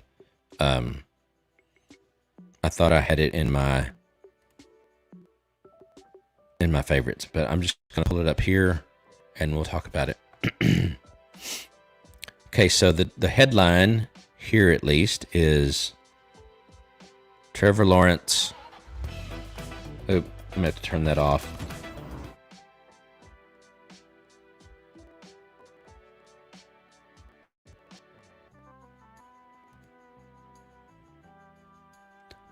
All right, let's try this again. Trevor Lawrence adding cryptocurrency to his playbook. Lawrence, the likely #1 overall NFL draft pick, signed an endorsement deal with cryptocurrency investment app Blockfolio on Monday. He's getting, I believe, a $12 million signing bonus, or that's what I think it's presumed it's going to be. And let's see if they give that detail in here. Lawrence, the likely number 1 overall draft pick, signed an endorsement deal. Okay, that part we read. Lawrence, the star quarterback of Clemson, is widely expected to be selected by the Jacksonville Jaguars. His signing bonus will come in cryptocurrency, which will be deposited into his Blockfolio account in a variety of crypto coins. Oh, okay. So this is interesting. In a variety of crypto coins, such as, so they're being a little bit vague here, but maybe he is getting some in Dogecoin. So that would be amazing. Now, I will say the post that I can't find of, I know where I've got it. I'll bring it up here in just a minute. The post that I want to find shows both Bitcoin and Dogecoin basically on like a jersey or something like that. So it's possible that he's taking some of both. They need to be more clear, right? If they want to be a promoter of Dogecoin, they actually need to call it out, but there may be a reason that they're being a little bit vague about it. But Bitcoin and other digital currencies, okay, yeah, we know that. Okay, we know about that about Tesla. We know that about several NFL players already. So I guess the moral of the story here is not only is this happening for, NFL players that are already in the NFL, incoming, college players that are being drafted into the NFL, a portion of at least what they're receiving, they're getting in the form of crypto. So I want to pull up something else here for a minute, but I'm going to cut back to me for a second while I pull it up so that you don't have to see all the non-essential stuff, if you will. Trying to find the one where it has the picture, but if I don't find it, I'm going to move on. I think I basically already shared the part that's important, which is the fact that it continues to be a real thing. Yeah, I don't have it, but I do want to show you one other tweet here from Mark Cuban, which I thought was interesting. Here we go. So Mark Cuban says, and this was 8 hours ago, so this was today, because Doge is the one coin that people actually use for transactions. That's really good, right? That's a very positive statement. It also supports what many of us are saying. It says we take many others via Bitpay, but people spend their Doge, and that means more business will start taking it. More businesses will start taking it. The greatest inhibitor to its growth is that you can't spend the Doge you buy on Robinhood. Well, so he took a stab at Robinhood, but I'm sure he knows it's true, but I'm sure that he knows that Robinhood is working on a wallet. So, I mean, for someone that really is passionate about spending their Doge, then, Bitpay may be an option. Voyager, you can have a wallet in, so you should be able to transfer your Dogecoin from the Voyager wallet into a Bitpay wallet, for example. So it's coming.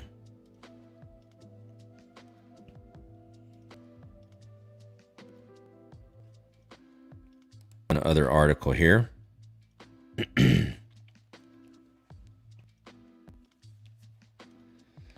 This is the one.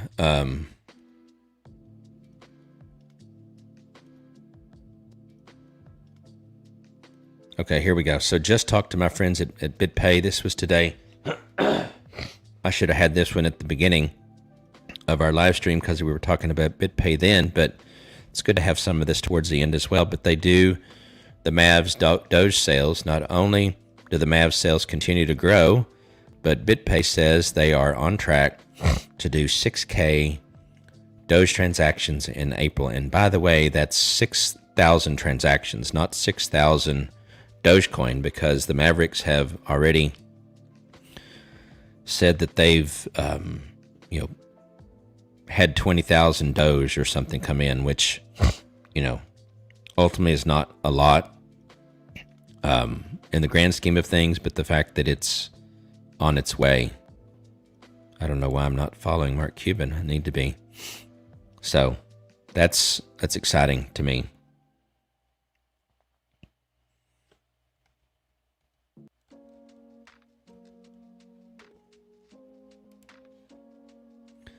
So we've got a few more comments here I'm going to get to. So Noah Neho, hey, how's it going? Welcome back. Just been on Twitter. Do you think Doge will pump tomorrow due to the Ellen show? Hey, we were actually talking about that a little bit earlier. Yeah, I think that it's possible. I think that let's start with 40 cents. Maybe it gets up to 40 cents. I mean, it's probably, like you said, it's already been pushed a lot. So you would think actually that it would already be reacting to it, but it's at 26.70 right now.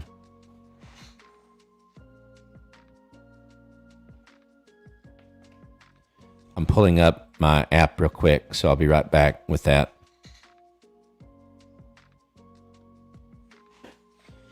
Yeah, so you would think actually based upon all the pushing of it on Reddit, which I've not been on today, and Twitter, and all the things, possibly even TikTok, which again, I don't spend a lot of time on, that that there would already be a reaction to it. But here's where an interesting part comes into play. And we've talked about this before, but with the whales, the so-called whales, those that have, millions and literally billions of shares of Dogecoin, they are basically controlling the floor and the ceiling, if you will, of where Dogecoin can go. And right now, there's not enough common man, if you will, volume to be able to push them out of the way. So today's volume I showed earlier, and I'll pull it up again because we've covered a lot of other things, but I'll show everyone that's maybe coming on new as well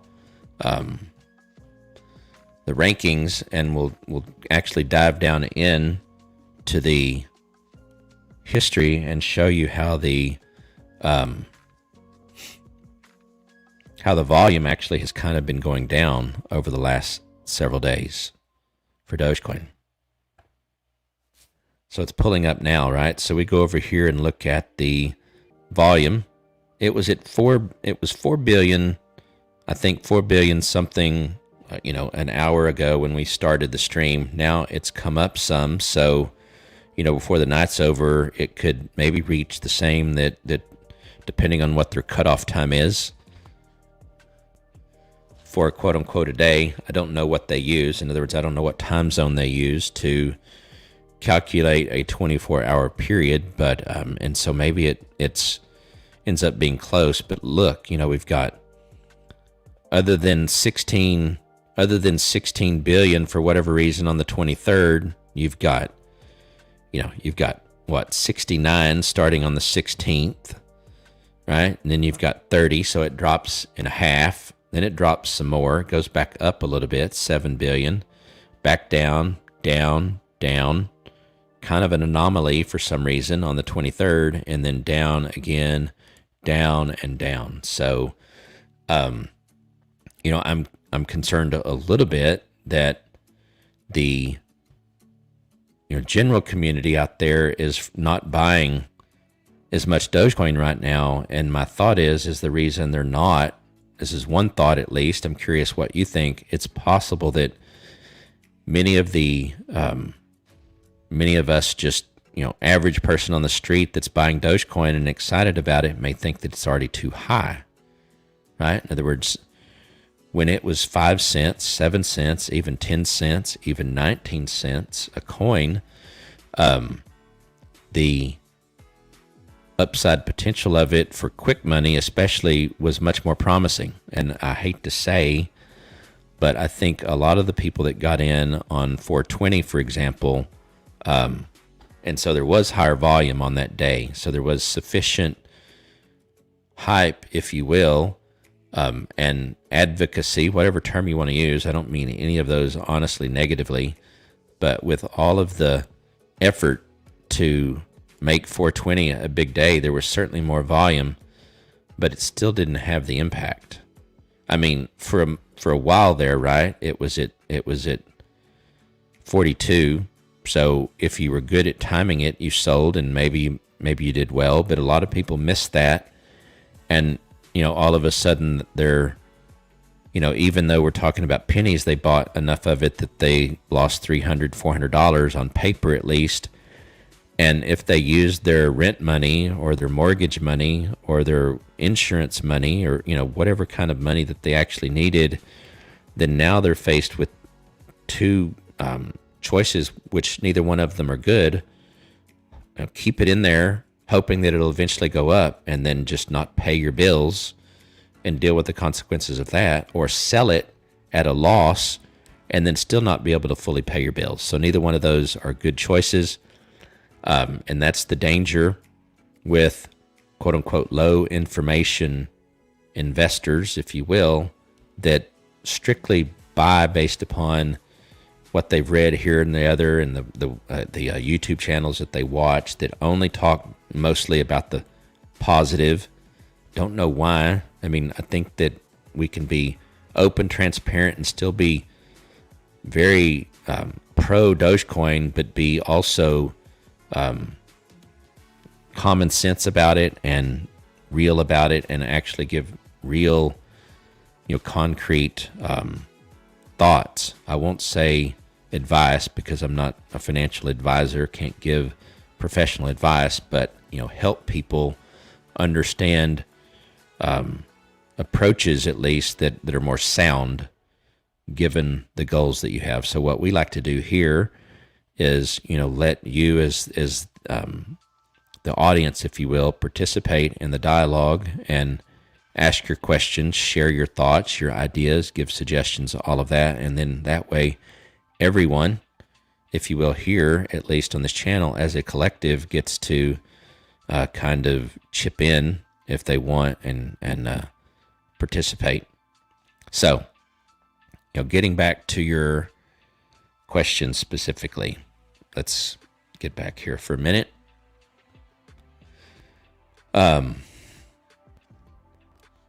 Sorry. So yeah, I think that it could get up to 40. Imagine not only that Mark Cuban obviously goes on the Ellen show, any number of things could happen that we don't know about yet, and that's the dynamics that makes this kind of interesting. Maybe Elon Musk quotes or tweets something as well. Maybe there's some kind of a leak or a more concrete indication that Amazon is going to accept Dogecoin as a form of payment, or Jeff Bezos, I don't think he tweets, so I don't know, but some way or another it comes out that he is indeed going to invest as an individual investor into Dogecoin. Some of those other kind of things, if you stack those, it could get to 50 possibly. So then the question becomes, Noah, I hope you're still here. Let's assume that it does. Let's assume that it pumps. And let's assume for a minute, and let me know if you are, if you want to. Let's say that you own some Doge, and it's at an average price that's, considerably lower than 50. And there's not a right or wrong answer. I think you'll learn with my channel. I'm not super negative on someone that sells. I'm not negative on someone that holds. I have my approach, my methodology, my goals, all of that. You have yours, so it's not a trap. I'm not trying to get you to say something and then bash on you if it's the wrong answer. And I will also say, if someone does that in the chat, then I'll delete that comment or whatever. So we don't really want to foster that here on this channel. And I know that's saying a lot, but I'd like to know if it hits 50, what would you do? One of our friends here is, potentially if it hits 50, going to sell so that he can buy more, with thought that it's going to make it to dip to 30, let's say, that it'll get to 50 again. He's accumulated more, and then it moves beyond 50 to 75 or a dollar, and overall he's better off because he owns more. And so there's a lot of different possibilities, right? Unfortunately, I'm out discretionary money to put into Doge until next month. Hey, I get it. I think there's going to be, TJ, just like Bitcoin. Think about this for a minute, and let's ask ourselves, why would Dogecoin be any different? And I'll try to, now that I've said that, back up and say what I mean by that. Bitcoin has been around for 20 years. It has had a number of, I guess, what you would call bear cycles, right? Where it has gone down. It's don't know if it would be categorized as that, but it was as high as 62, all new high. I lose track of time now, but I think it was last week. If it wasn't the week before, it had that really bad, that bad dip, went down as low as, low 40s, 42, 44, whatever, back up to 55 the last time I saw it. Others are saying it may go back down to the low 40s before it starts on a new upward trend again. So I guess I said all that to say, what makes us think that Dogecoin won't go through similar dips on its way to $1, $10, whatever? So I don't think you need to worry. As much as I'd like to buy more as well, I don't think you have to worry about this month. If it goes up to 50, that's great. Like I said earlier, it's kind of like a historic moment, but that historic moment most likely will come with another historic moment, which is, hey, Dogecoin reached an all-time high, and then it's now retreated again.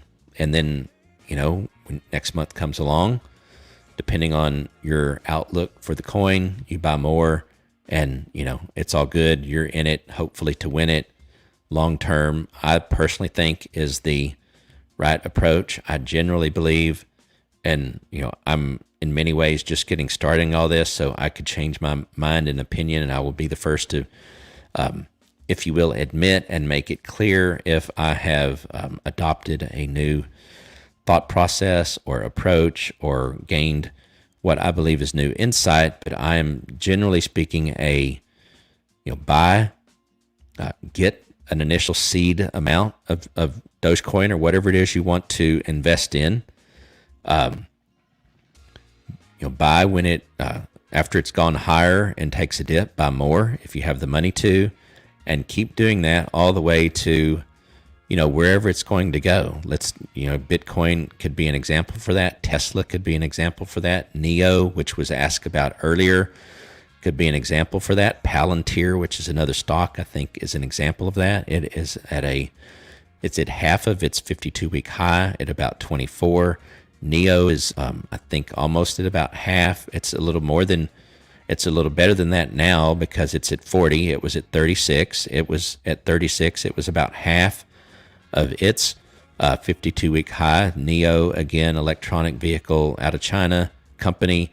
At 36, I bought in. Many analysts that, again, have more resources, more information, smarter even than me, tag it at possibly $90 before the end of the year, 100 plus, 160, I think, the following year, and then, maybe even into the 200s in 2023. So Dogecoin, generally speaking, is probably not going to be any different.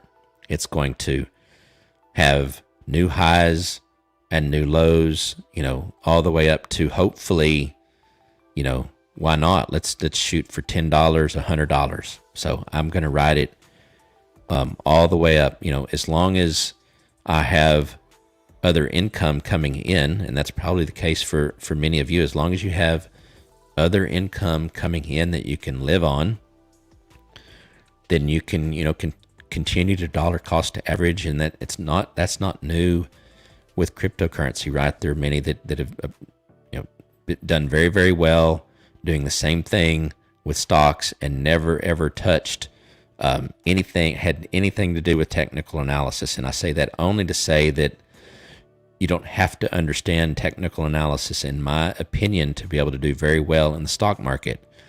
At the same token, that's not to say that if you know it, that it doesn't help. I'm just saying that I see, a number of channels, and it's because it's something they know, and they should obviously highlight it. And sometimes I'm even, like challenged or wondering if, if their channel's better in one sense because they can do all the technical analysis that I can't, at least at this point.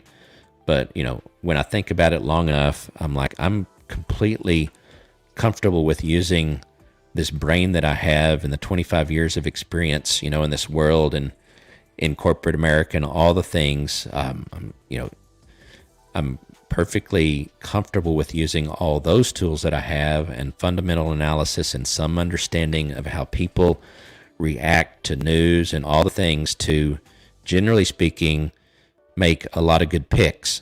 But just like someone doing technical analysis, you're going to miss it every once in a while. I don't believe, honestly, that TA has necessarily an advantage over fundamental analysis. I think probably the best approach is to use them both. If you know them both, if you don't, then use whatever you have and always strive to learn more. That's at least my approach. The billionaires getting involved, very suspicious to me. So when here's the deal, or my opinion. Again, it's strictly my opinion, and it has nothing to do with even insight. It's more of a gut feeling, let's say.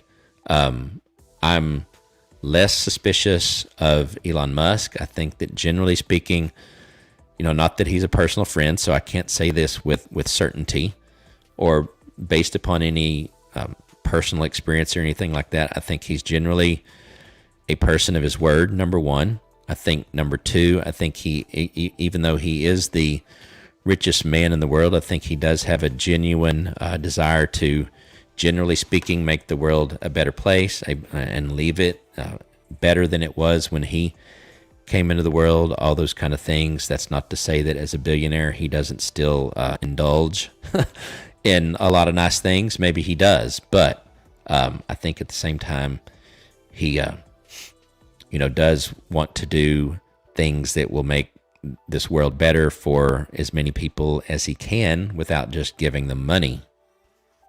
Now, Jeff Bezos, on the other hand, I don't believe that about him at all, for the most part. Just saying. I'm not saying he's a bad person. I'm not saying any of that. I just think that they are completely, in many ways, opposite, other than the fact that they are number one and number two. So again, personal opinion, not out of sharing that out of anything other than just my own assessment.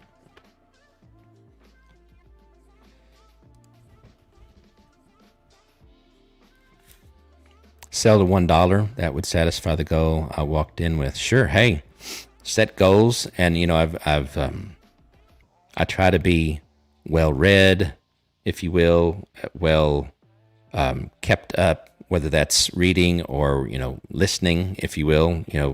YouTube obviously is a you kind of have to watch out. Obviously, you can get there's good stuff out there, there's bad, but I think there's a lot of people out there that would say pick a goal, put it on paper in a sense, whether that's paper, I mean that figuratively, whether that's a digital calendar or actually a physical calendar or whatever, put a date, put a goal. You get to where that can be execute it, right? Unless something really, really different has changed. I was watching another YouTuber, and we're talking someone that's talking about large amounts of money, had a goal to sell, I think it was Tesla at a certain point.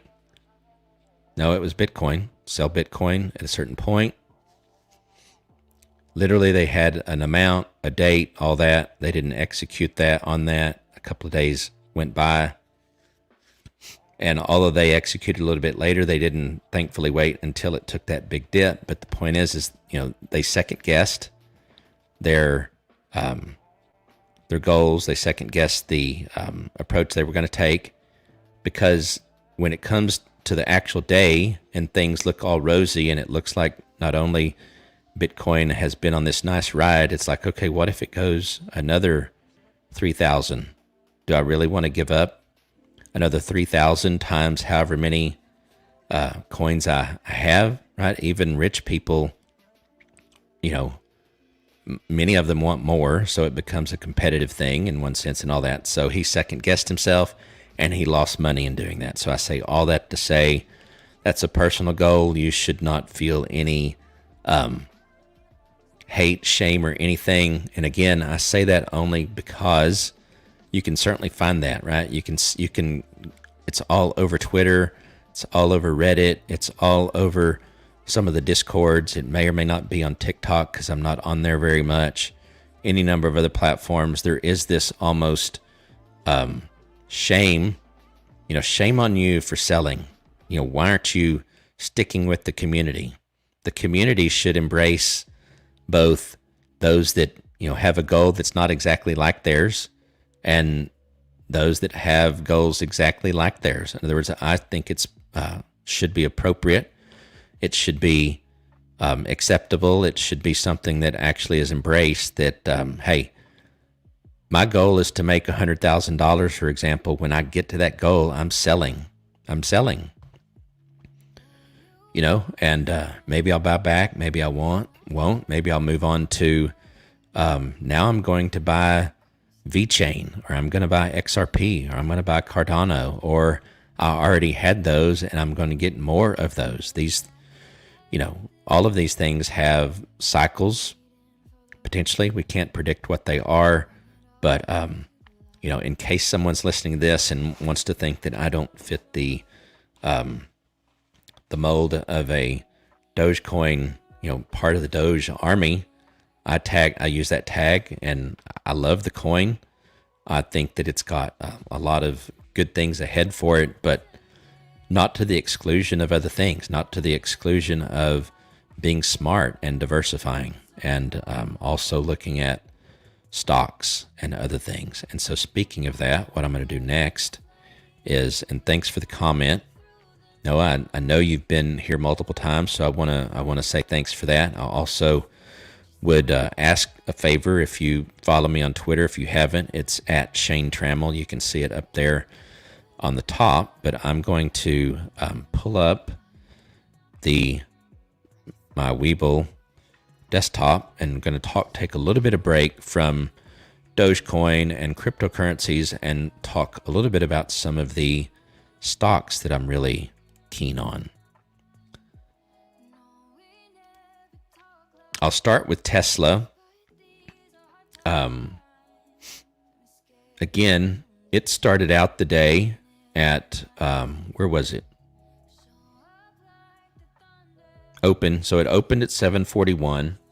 It went as high as 749 and it closed at 738. So it actually, it's kind of interesting, right? Because from what I understand, I didn't get to watch it. I only saw a very quick highlight of the earnings call, if you want to use that term, and it all seemed very, very positive to me. But yet, Tesla closed lower than its open, not by much, $2, but nonetheless, and after market trading, it lost a little bit more. So I don't know if I can actually show that on this, but nonetheless, I think that Tesla is definitely going to probably get back to the 900. I don't know if it'll happen this year or not. Probably, but again, don't quote me on that. Do your own research, that type of thing. But that would be a very good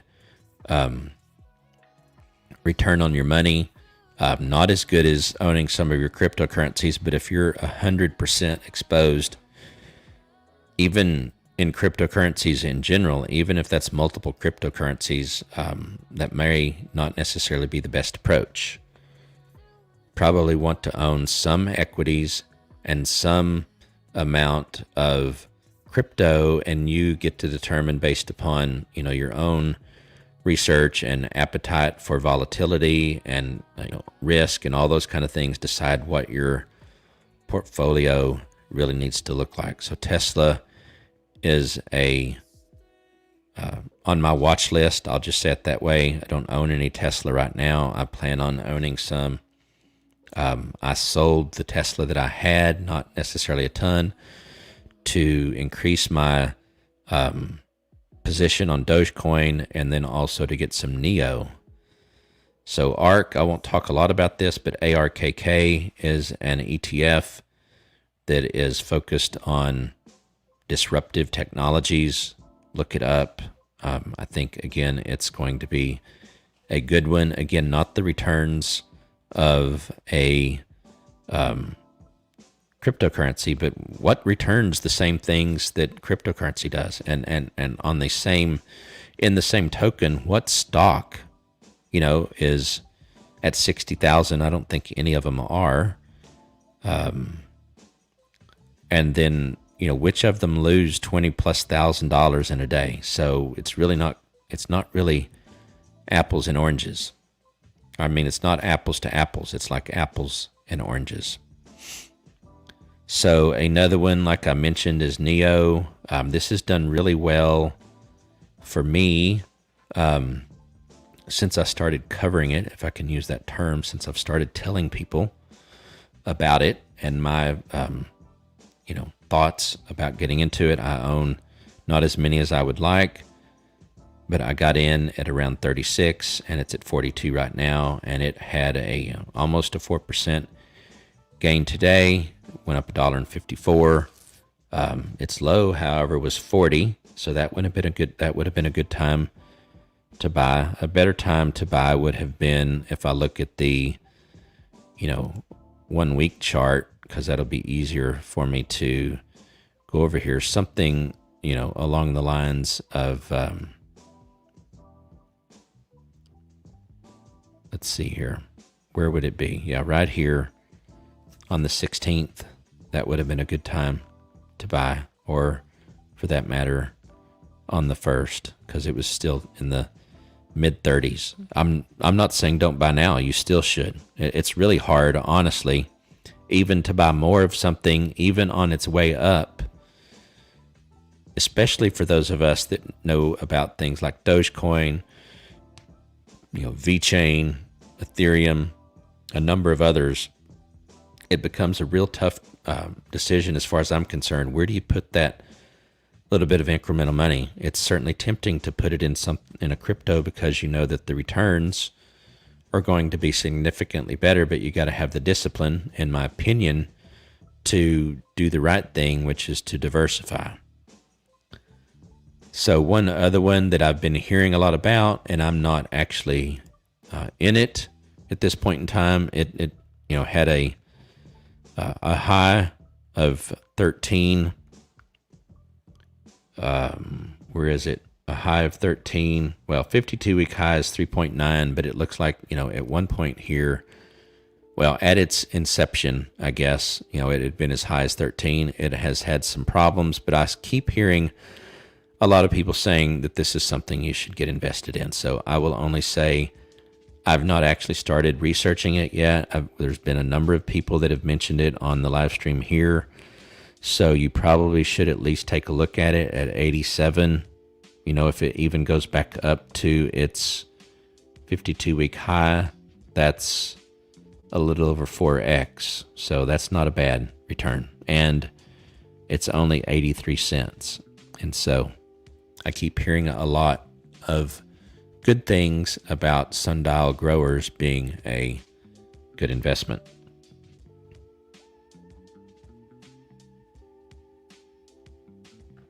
So let's go back to the comments here, see what we've got going. So we do have some more.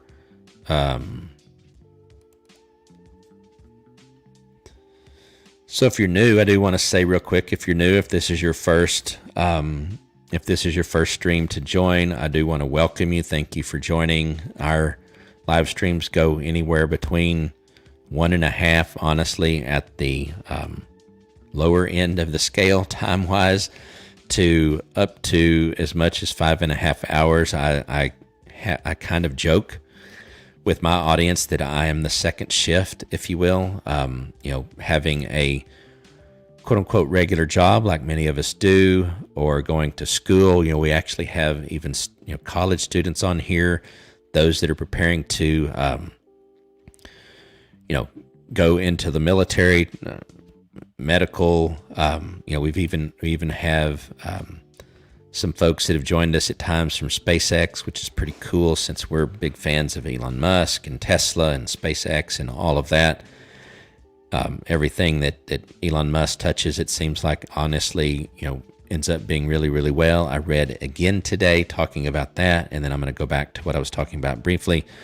But I saw again that the tweet that came out at some point where, Elon Musk says, and I'm assuming it's true, that the 180 million. Can you imagine 180 million that he sold PayPal for, and they're $1 billion company now? I'd have to look up what their valuation is or market cap, but sold it for 180 million, and basically, I'm not going to get it exact, but it's something like he put 150 into Tesla and the rest into SpaceX, and then he took out a loan for rent, and now he's the richest man in the world. And again, compared to predecessors, in my opinion, over the last several years or maybe the last decade, with regards to those that have been the richest, and it's normally men. I don't mean to be sexist, so or whether it was the richest man in the world or the richest woman in the world doesn't matter, but the richest person in the world, if I have to say that. But over the last 10 or so years, the richest person in the world has, in my mind, typically been someone that would seem to be more about their empire than the common man.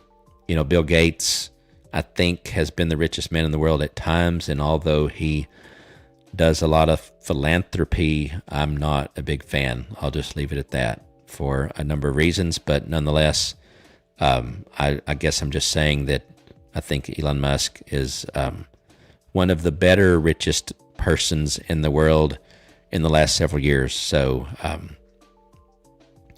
back to the channel here for just a minute. If you would do me a big favor and smash the like button, give me a comment or two here in the chat. Or if you're on the replay,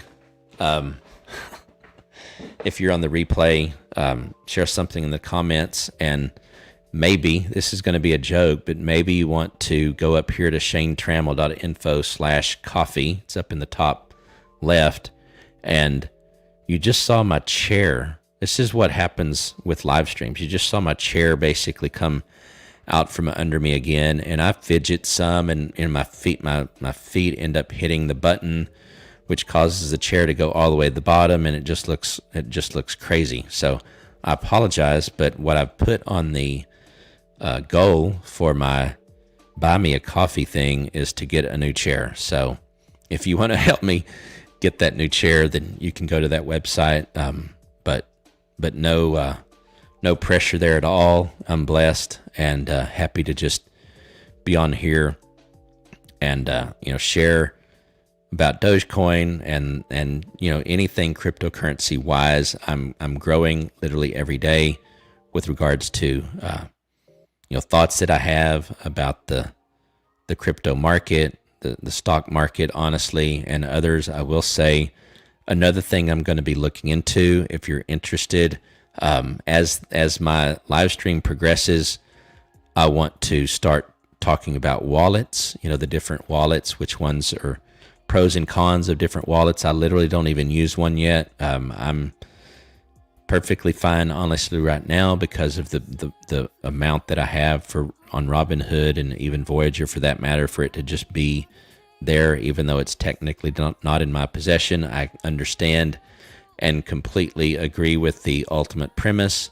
of wallet. We'll talk about hardware wallet, software wallet, custody, all those kind of things. I think we want to get into that as time permits, and also want to talk even more about the different platforms. I'm just going to use the term platform because some of these are exchanges. Some of them aren't, but Robinhood, Webull, Voyager, Qcoin, Binance, Coinbase, all of those. And by the way, Coinbase was also mentioned earlier in the stream with regards to asking if I was bullish on Coinbase.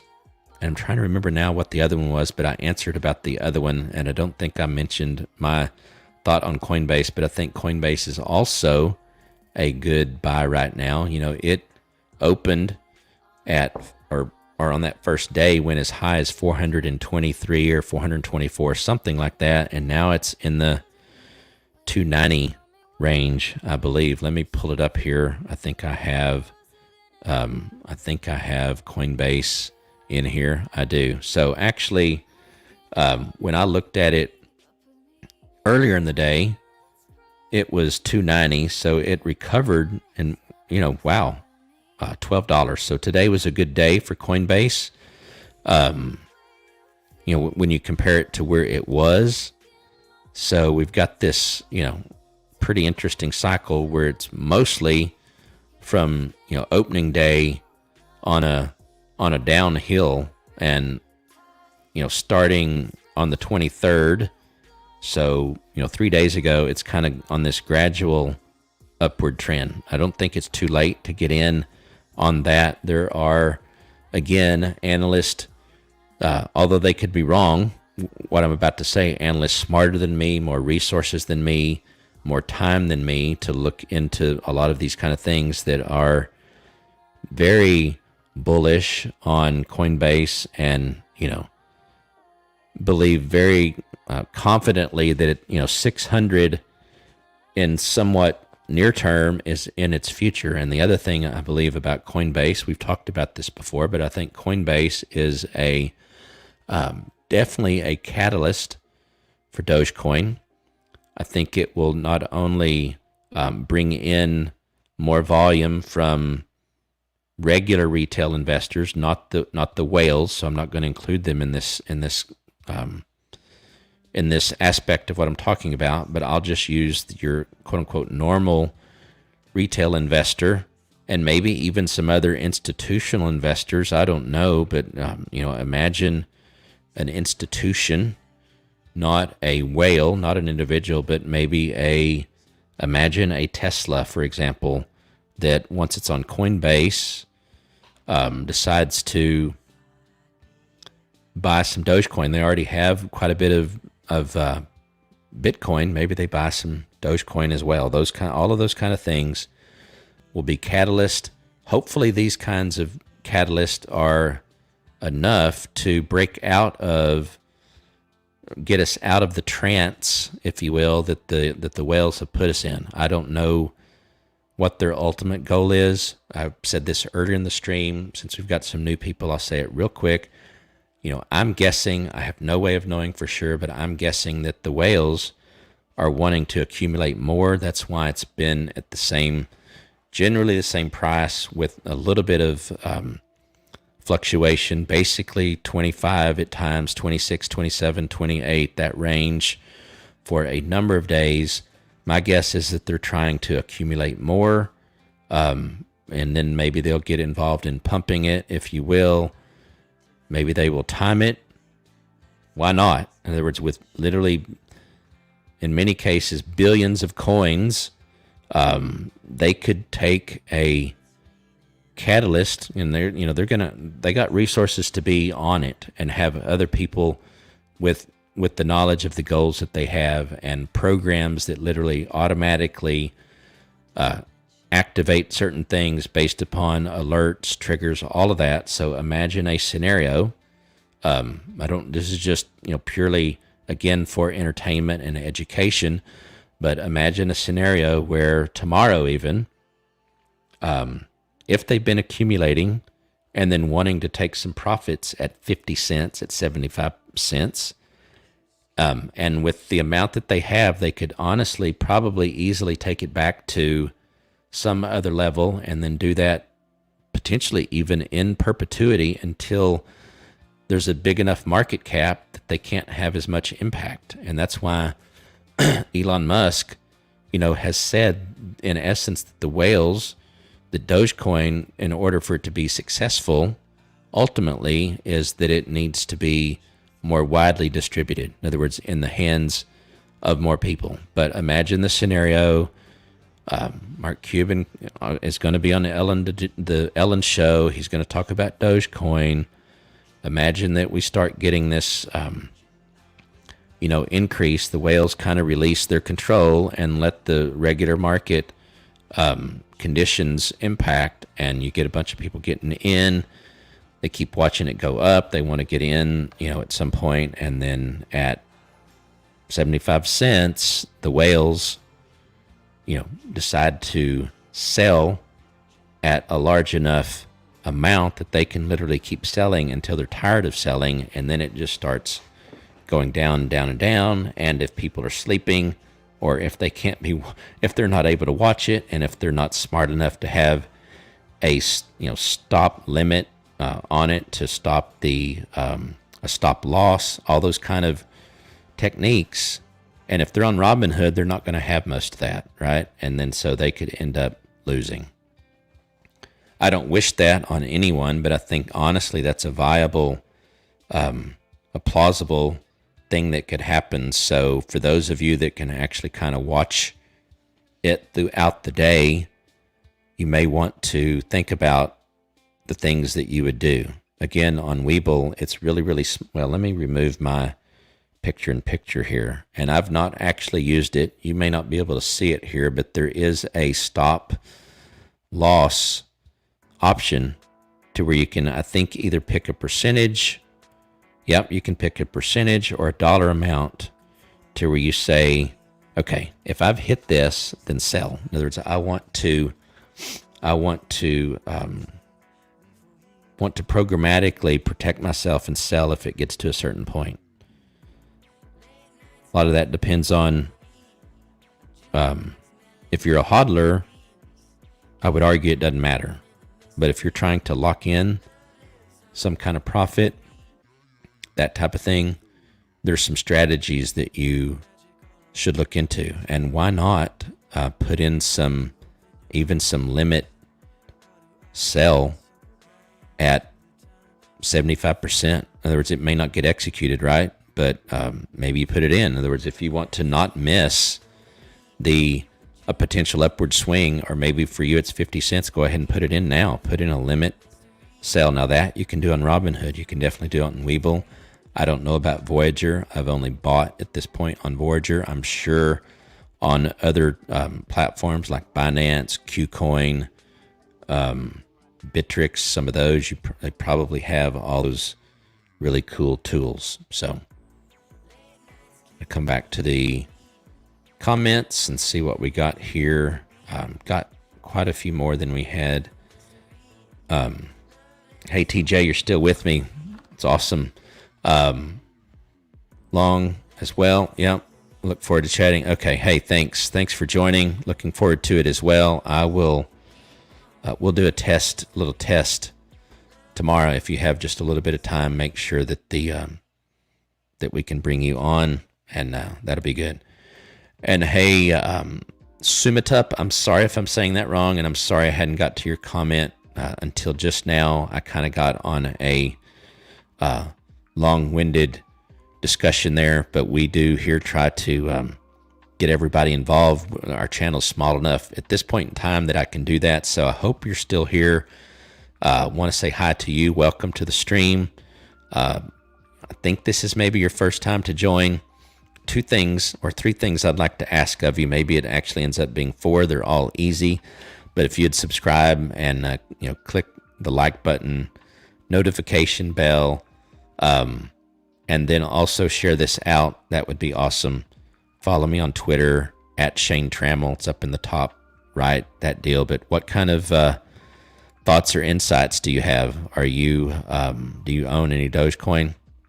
Can we tip you Doge? Well, doggone it. You should be able to do that. That is why I should have a wallet, for no other reason. I mean, I would love for someone to be the first person to use the buy me a coffee, but nonetheless, I do need to get to where I can be tipped in Doge. I mean, I guess honestly, this is where I'm going to be, always transparent and honest. Honestly, a guy that's streaming and talking about Dogecoin should probably be set up to where they can be tipped in Doge. So you've just challenged me. Doge Dex. What is that, man? Let me know. I'm showing my ignorance again. Yep. Good night, my friend. Thanks again. I should be saying good night, but we've still got a number of people on, and our tradition so far, because we can sustain it for now, is to continue to stream and cover, other things that we've got kind of in our in the back of our head, if you will. Talk through those. As long as we got comments coming, that certainly helps. So, hey, Christian, good evening, you guys. I should probably just start going live at like midnight.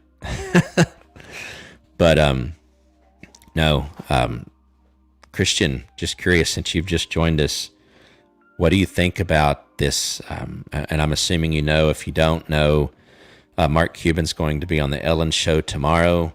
Supposedly, well, he tweeted and said he was, so I don't know what would change that. It's supposed to be talking about Dogecoin, actually. I'm curious what kind of impact you think that might have.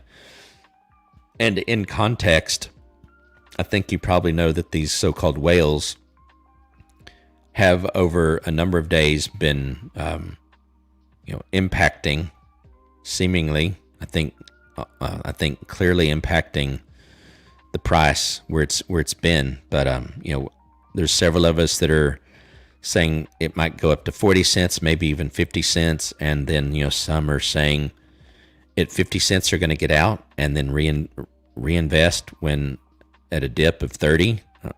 That's probably likely, honestly. I don't know. It could happen. It could not happen.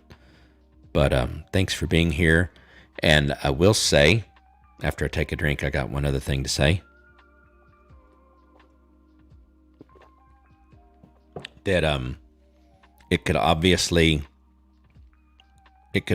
go potentially even higher if there are a number of catalysts. In other words, not only Mark Cuban being on the show, but maybe maybe Elon says something as well, however abstract it may be, or it may be a hint. It's just like his tweet about just hodl. It's funny because a lot of people will literally attach that to Bitcoin rather than to say it could be Bitcoin or it could be Dogecoin. And there are others that are like, it's clearly Doge, when I think the real answer is it might could have meant both, because when he tweeted, Bitcoin was certainly depressed from its all-time high. Dogecoin has been in this,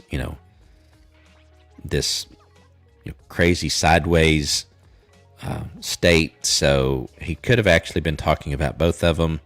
There's no way anyone could actually know, since he didn't say hodl Doge or hodl Bitcoin or hodl, crypto, whatever.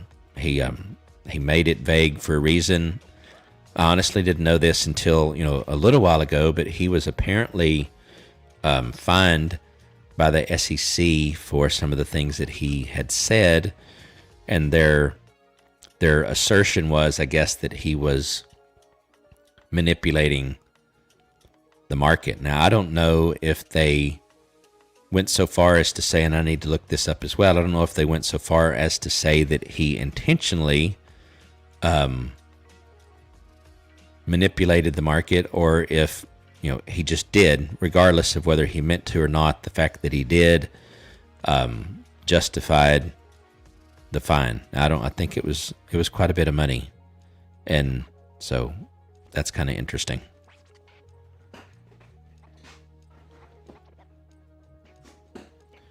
So Dogecoin is still at 26. It's been, again, in this kind of this state for quite a while. If I pull up let's just pull up the daily chart, because that makes it kind of easy. or no, I'll bring up the 30-minute. Look at this. So, well, it's the 26th, but I mean, we go all the way back to the 25th. Maybe we do need the 1 hour, because that makes it a little bit easier. Let's see, where is this? 25th. So that's yesterday. It did have a small dip on the 25th to 22, so you could argue that was a good buying opportunity.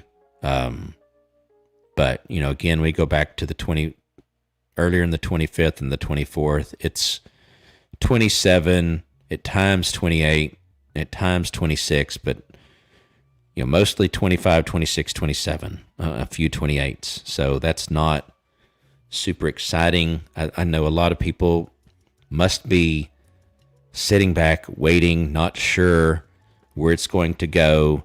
Some of those maybe lost some money on 420 because they bought maybe large amounts, assuming it was going to go higher, with the intent of making a quick buck, which is perfectly fine. Again, I don't care, but it didn't work out for them. And, I know there are those that are scared. They don't know whether they should sell at a loss, whether they should just sell it and maybe they've just broken even, or should they wait until it gets to 50 or something like that. And I'm sure many are growing impatient because, again, I think the whales, by and large, have been able to keep this price where it's been for the last 3 or 4 days.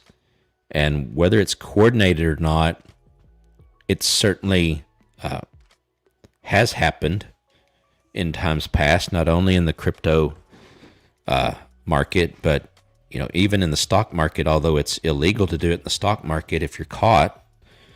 But the crypto market's unregulated. It's this kind of stuff that may eventually cause some regulation to come in. And I don't honestly know whether that will be good or bad. Generally speaking, it will probably be bad. But this is where the strength of the community helps. And also, as the volume goes up, from everything I understand and those that have analyzed whale behavior, if I can say that, and I just realized I'm not showing the screen.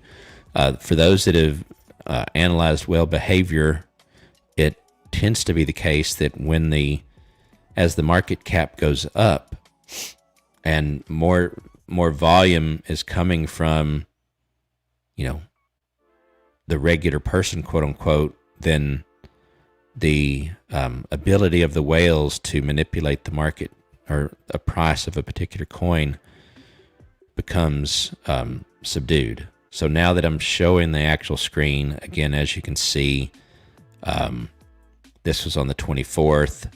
It took a little bit of a spike, not much, and then it, generally speaking, leveled out for a long time, went down a little bit, came back up, and then kept another consistent, mostly in the 26 range. So I, for one, am ready for the period of the whale, if I can say that, to kind of subside for a while so that we can see something else. XRP wins their case, it will fly. Yes. Now, I heard, very good point, and I think, by the way, let me look it up real quick. I think you can get, for those that are interested, actually, I don't think you can, but I'm going to look it up real quick. I just got on Voyager the other day, and I'm liking it so far, although it, like almost everything, everybody's got a complaint of some sort or another for everything. And I mean, that's, I understand that. That's understandable. But XRP is listed, but yeah, you can't buy it on Voyager, which I'm bummed about. And so the other thing is if they win and then Coinbase, let's say Coinbase lists them again, let's say Voyager lists them, I think they were originally on there. Let's say Robinhood also lists them. Let's say Webull lists them. And then those are the ones that I know, I'm pretty sure don't have it. Binance may have XRP. Kraken may have it. I think Qcoin does, and I was going to set up an account on Qcoin, and I was just honestly overwhelmed with some of the stuff that I didn't understand, so I kind of set it aside. But I think the point is that Sean's making, whether he knows it or not, is you may want to, get a position on or add some XRP however you can to your portfolio. I completely agree that Ripple, if you will, has a very bright future because they definitely have very real use cases that are being used that will continue to be used. Very innovative, I think. And I believe that's also the case for Cardano, but Cardano right now is not in any disputes with the SEC. They're just going to have to, continue to do what they're doing. But yeah, I agree. XRP is very likely to see some significant gains when all of this blows over. And I think most that are close to it, have been analyzing it, believe that XRP will come out of this, with them being vindicated, if you will. So good call, Sean. Mark and Coinbase accepting Doge in very near future. I'm holding with diamond hands, and I really yes. So a little bit on that, which you may have been on the stream. Some of you that are on the stream tonight may have also been. So I'm going to bring this up again just briefly, and you can go watch. I don't remember which episode, but I talked about this at more length the other night with regards to Coinbase. I actually, in the night that I covered it, I brought up some screens, and if you're interested, I can find it and bring it up again. But on GitHub, I don't know if you guys know, but GitHub is basically a repository, a very common repository for open source, development, also private stuff as well, because it's owned by Microsoft, but it was originally its own thing, and it originated for a place to house open source, and of course most blockchain, which almost every, if not every cryptocurrency is based on some variation of a blockchain technology. Most of those are open source, and many of them probably had their beginnings with a copy of some sort of Bitcoin. Dogecoin, from what I understand, is one level removed. Litecoin is a derivative, if you will, or a variation or a fork of Bitcoin. And then Dogecoin is a derivative or a fork of Litecoin. So, even Dogecoin has in its lineage, if you will, Bitcoin, obviously without the limited supply and that type of thing. But where I was going with that, I went on GitHub and I found the distribution, if you will, of code for the Rosetta API for Dogecoin, which is what Coinbase requires. In other words, if you're going to be a coin listed on their exchange, you have to support this Rosetta API. I don't know a lot about it, but I know it's required. And right there in the README file, which is, in other words, a file that kind of is like a, this is what this is kind of thing, it very clearly says copyright 2021 Coinbase. So I don't think there's any question that they're going to list it. It's a matter of them getting the software, if you will, the development code up to snuff to where it meets Coinbase's standard. And that will also almost assuredly be a catalyst. Hey, Nancy, thanks for joining. I hope you're still on. I'm trying to get to all the comments. This has been a great stream already, and it looks like we're honestly just getting started. We have more people on now actually than we did an hour ago. So I think that you're new. I think this may be the first stream of mine that you've been on. So I want to welcome you. Hope you'll subscribe and click on that bell so that you know when we go live again, and follow me on Twitter. That would be awesome. If you've got some thoughts or questions, whatever, I really like to engage and dialogue with those that are joining in. So let us know a little bit maybe about your Doge story. I'm assuming that you found me on either maybe Twitter or searching on YouTube. I'd also be curious how you discovered the channel here.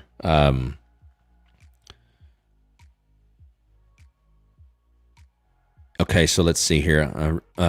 At the beginning of April. Yep.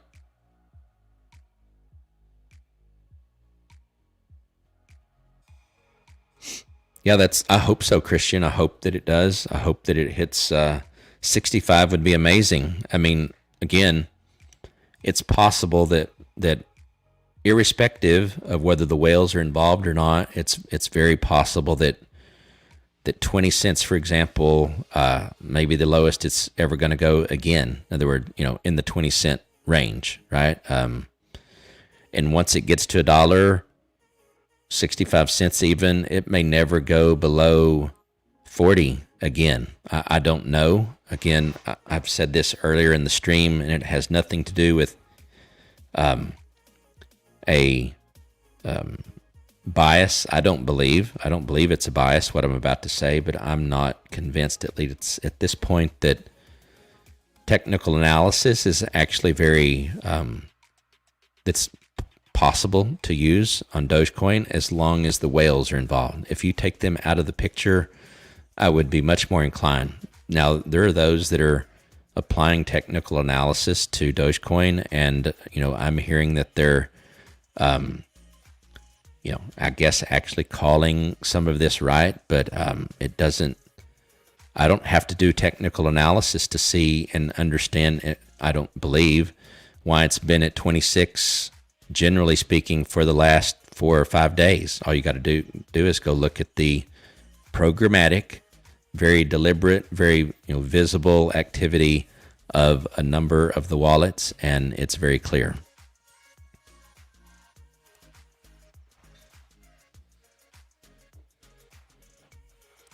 Yep. So Sean, I looked at HBAR yesterday. I want to look actually right now, since you're mentioning that. I want to see again if Voyager has it. You might even know, and you probably even already told me, but HBAR is definitely one that I want to look at, and you can. So you can buy it on Voyager. So if any of you guys are interested in maybe looking at HBAR further, thanks Sean for bringing that up, and BNB for that matter as well. But HBAR is currently at 29 cents, and then it keeps going back and forth between. It looks like it might potentially break into 30 cents. And I've got my phone here because it's easier. It's 2.4 billion in market cap, so it gets into that 10 billion mark, and it's considered a high cap, if you will, right?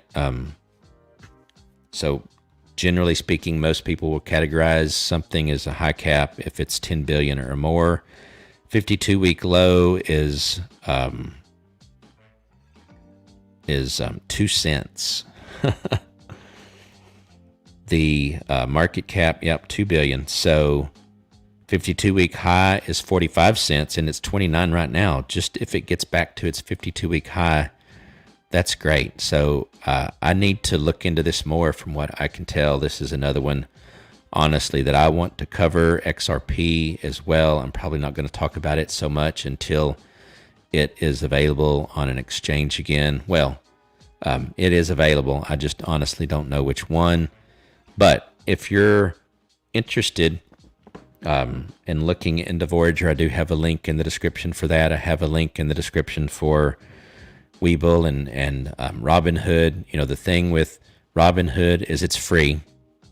Webull is free. You get, you could buy just enough stock or whatever, right? Put in just enough money in Robinhood and in Webull to get basically on Robinhood up to 3 stocks valued at $500. On Webull, 2 stocks valued up to $1,850. On Webull, you can also, if you refer enough people that sign up, you can get up to 10 stocks, if I read all 3 right.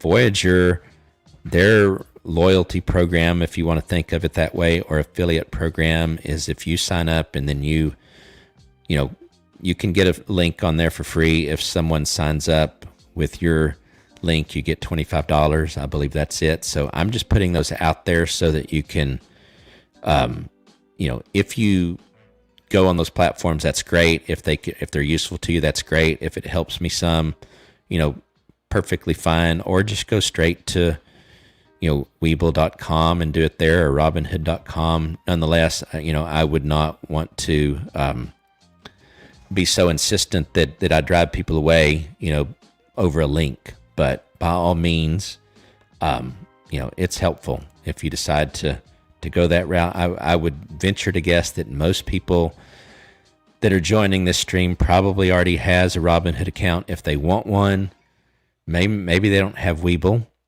so check it out. I'm a big fan.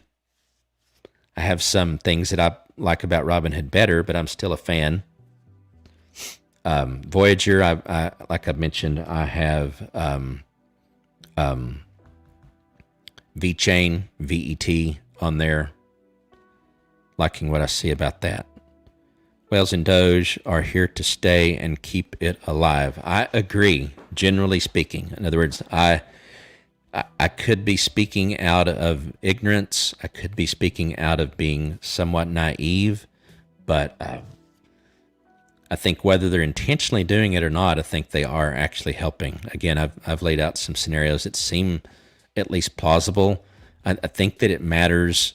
I don't think it matters so much if you have a long-term view. You may have to wait longer than you would otherwise want to, but if it's going to be life-changing, I don't mean to be morbid. If you only have a year to live, for example, maybe it's not the right thing. But if you're expecting to be around the next 5 to 10 years, it could be life-changing. You just need to dollar cost average, buy as much as you can, and still keep the right kind of level of diversification. All those things that you have to decide for your own self, what the right what the right mix is of your investments. Oh, the thing I was going to say as well, Chris, and you just made me think of it, answering or addressing your statement, is I'm also going to be looking into, and there's one in particular, and it's escaping me right now. Sorry about the lighting.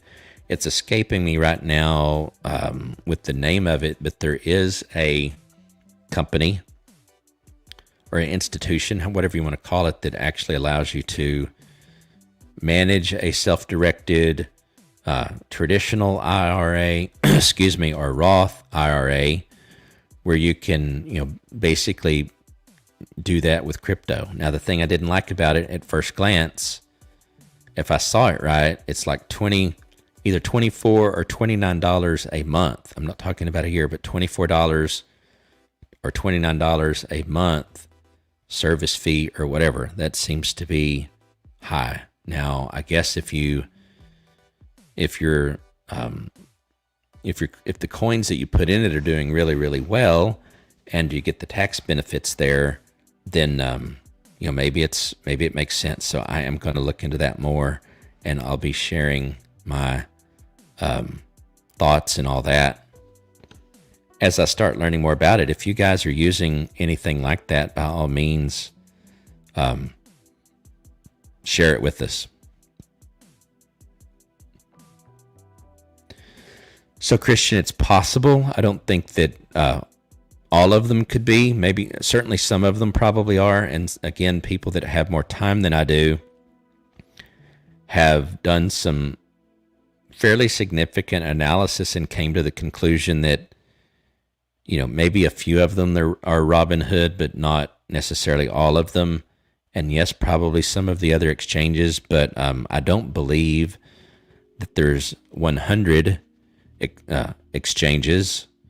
And although those could have individual multiple wallets, I'm pretty sure, to your point, I'm pretty sure that certainly some of those wallets that have a lot of activity are the exchanges, but I also have every reason to believe that there are also individuals that have large holdings. I just don't know what the breakdown is. Here's the one thing I do know, which is kind of interesting. Actually, the number one that has, and it probably changes a little bit from day to day, but the single largest wallet in Dogecoin, 28% is what it typically is, has seen very little activity for months, if not years. I don't remember the exact time. Actually, I'll pull it up.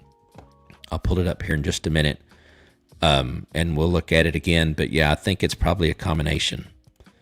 But I'm going to address a couple of these other comments, and then I'm going to pull up the whale report, which I'll call it. Hey, Slushy. Hey, thanks for joining. Thanks for being here. I think this must be your first stream here, so glad you're here. How do you get coins out of Robinhood? Okay, well,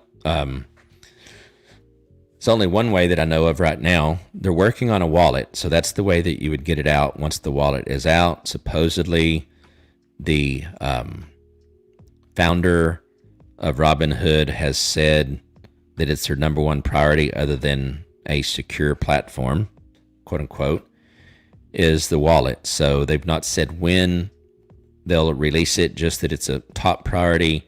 They're actually supposedly hiring and recruiting new developers so that they can, have them work on that, or maybe they take their senior developers that they already have, put them on the wallet, have the new developers, be more involved in maintaining the other parts of the platform. Nonetheless, they're saying it's very, very important. So that's how you would get that out. So the way I heard that, actually, the Robinhood CEO has tweeted that out. I don't have that. I don't have a link of that right now. Maybe for the next stream, I'll go find it, capture it, and share it. But yeah, Robinhood, it's all over the internet, but the Robinhood CEO has said it himself as well. So I'm going to pull up the quote-unquote real whale report here, and then I'll switch to that screen once I have it up, and I'll show you what I'm talking about with regards to the top wallet.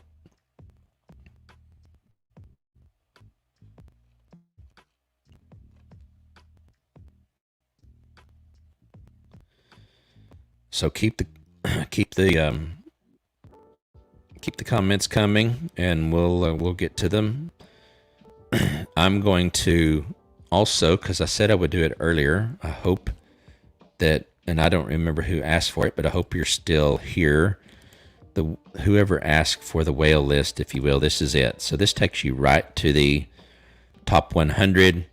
You can back out of that, and there's some other things as well. But let's switch to this for a minute and talk through it. Seems like I end up talking about this every night, but that's cool. Not that I mind at all. If anything, I hope that I'm not boring some people. But here's the top wallet, if you will. It represents 28.4%. 28.4% of the coins. Their balance is 36 billion, that's with a B, right? 36 billion Dogecoin, worth at the current price $9 billion.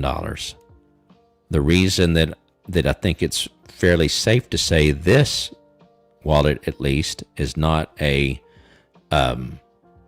exchange wallet unless it's a dead exchange, is look at this, for example.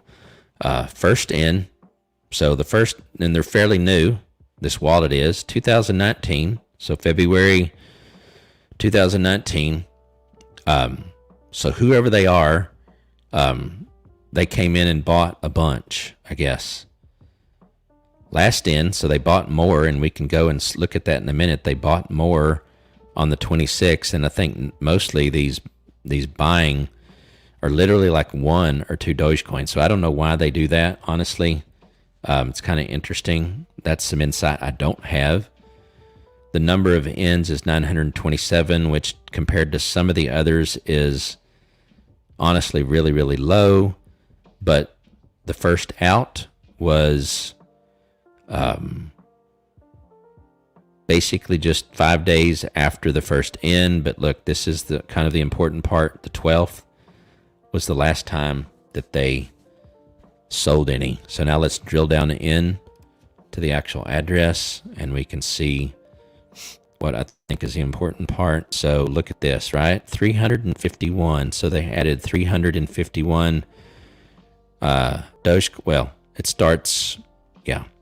So they're buying 50, 4, 1, several of these days, but nothing significant. So that might give you some insight. Another interesting thing that I'll show you real quick that I've showed the other night, but I'll show it again. Probably about 4 nights ago, I did some analysis of the top ones, and I put here the third. So this basically just means the third wallet. In other words, the day that I pulled it, this particular wallet was number 3. Well, yeah, they had been number 3, but then when I went and looked at them, they were at 0.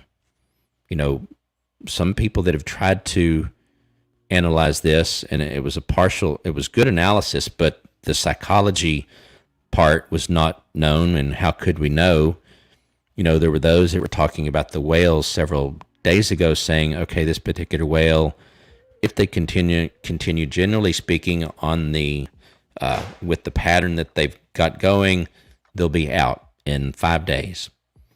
So I started kind of tracking that as well because I was curious. So I'm going to show you here on the 22nd, the wallet that was the number 3 wallet did finally run out. They've run out actually a couple of times. Let's keep scrolling down and see the first time that they ran out over the last several days. So we'll just go with this one right up here. And I hope you guys are somewhat interested in this, right? So on the 18th, they went to 0, and I think people thought, some of those that were analyzing it thought, okay, then after they get to 0, we won't have to worry about them anymore, and regular market conditions can continue. Well, one of the things that probably or might not have been considered is the fact that there's multiple whales, number 1, and that they might actually be coordinating their efforts. I'm sure it's probably not too hard for those that want to be known to make themselves known somehow or another, and probably in a way that they can keep it within a small, group of people. My guess is they've been coordinating this, so when they went to 0, there are other whales that were continuing on with it, but then they began to buy in again. 400 million, 1.6 billion, 400 million again, 800 again. So they're building back up, and look at this, right? 33.33, 0.33, 0.35, 0.35, 0.35. There's some strategy in here, and I've started studying this as well. There's some, I just can't articulate it right now, but there's even more insight to this with regards to what this process, if you want to call it like that, is called, and what, generally speaking, they're most likely trying to do, and all of that. But I would honestly just butcher it. You guys probably can relate. There are some things that we may think that we understand in our mind, but can't figure out a way to articulate it where it makes any sense when you're trying to say it. So I guess the point is this a whale? Yes, did go to 0, and they've gone to 0 multiple times, and then just started building up again. And so in some of these cases they bought, and then they sold here 3 billion and went to zero. So anyway, did I put that in the comments? Let me look and see. I think I did. So that way you can do some analysis on your own in the future. If that's something you want to do, you can pull that up and look at what the whales are doing. I think that is the source that most people look at. There are probably other sources of that data. Matter of fact, I know there are some, but this tends to be the one that I have seen that's formatted the best. So where did you hear that? Okay, yeah, talking about Robinhood. I've already answered that. Just let me know, why is the Megamax TV closed? I have no idea. I'm not sure what you're talking about, so maybe I should know, but I don't know.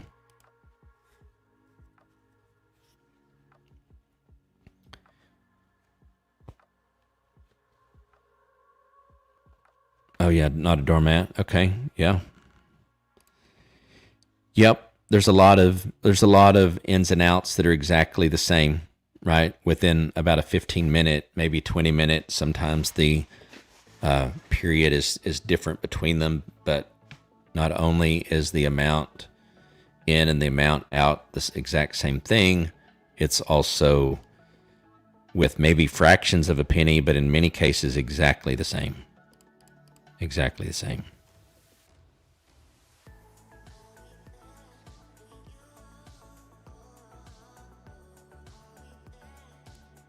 Yeah, I mean, there's people that are, I guess, somewhat day trading. I think it's probably a combination of all of those things, but I'm pretty convinced that there's some, again, not saying this necessarily negative. The term can be, used either negatively or positively or just generically, but I think there's definitely some coordinated, premeditated manipulation, along with maybe some others that are just day trading, and there's probably some of those that are smart enough to know how to even work within especially if they have enough volume or they own enough that they can work with inside of the whale ecosystem, if you will, and even profit, although maybe they're not a part of the group that's coordinating.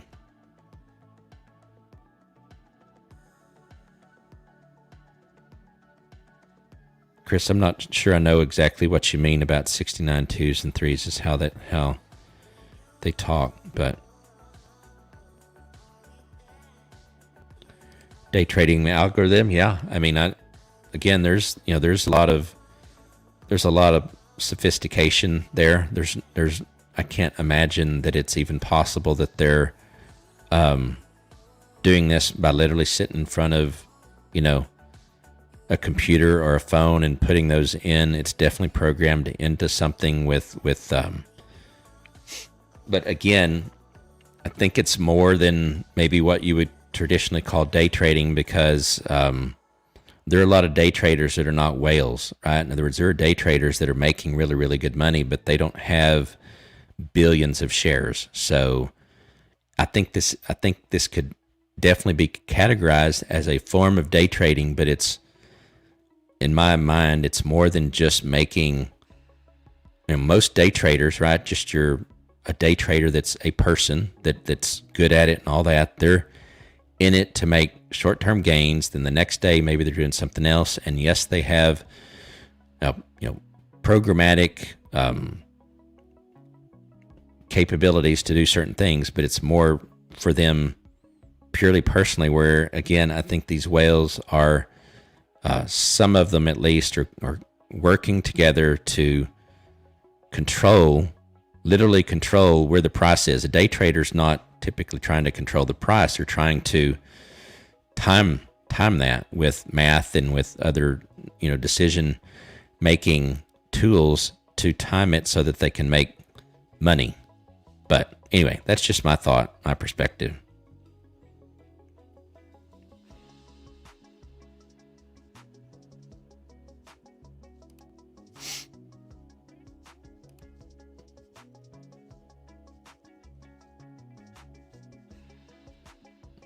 Yeah, I agree. I agree, Christian. I think it's an interest. The only reason I even talk about the whales is because I think it might be insightful to some. I think most of you on this stream right now, at least, it's probably not everyone necessarily, but I think most of you generally understand. And I kind of started digging into it because I wanted to understand it more.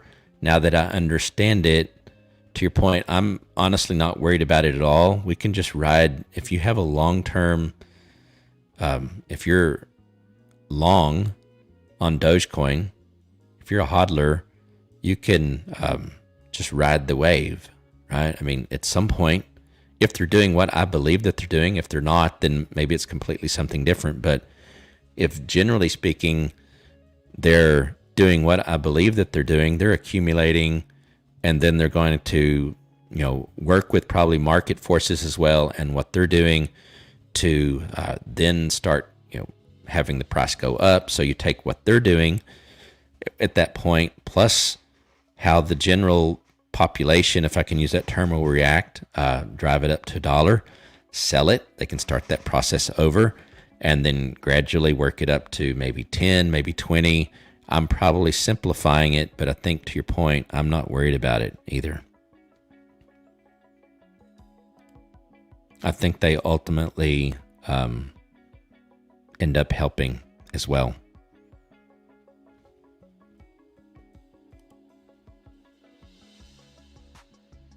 Hey, I don't know, but I didn't take anything anyway about not valuing my opinion. I think you guys value your thoughts and opinion as well, so no problem, no issues here. But no issues here at all. So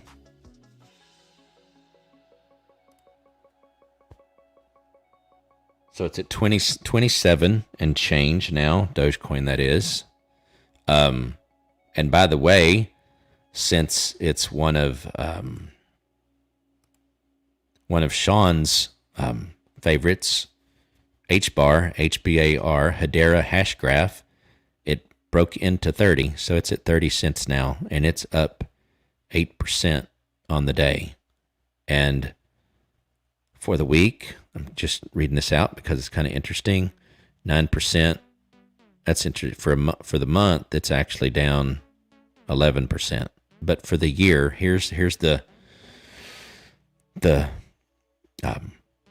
best thing about HBAR, obviously, is for the year, it's up 900%. So, Sean, I think you have a winner there. All I would say with this is,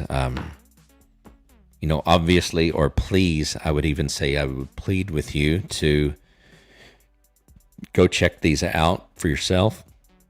If you hear someone, excuse me, whether it's me or someone else on the stream or a different YouTuber altogether, and I might get in trouble, probably not with this crowd here, but if I was to be thrust into the broader, YouTube community for Doge, they may not like this so much, but I just think that you get to do you, right? I'm not going to, I don't want you, here's where I kind of lost my train of thought. I don't want you to give in to the hype. In other words, I want you to think rationally. There's a certain amount of risk. Obviously, there is calculated risk. I think risk reward is always a thing, right? With a certain amount of risk comes a certain amount of reward. And generally speaking, almost always greater risk brings greater reward. It's like if you work and go up on literally climb, up on the towers that go, I don't even know how high they go, and you have to have the harness on you and all that stuff. You're getting paid. You think you're getting paid the same that someone that I don't know. I don't want to compare and make it sound like someone else is less, but you know what I mean. You're going to get paid more because you're willing to do something that's super, super dangerous. Or maybe you're routinely, putting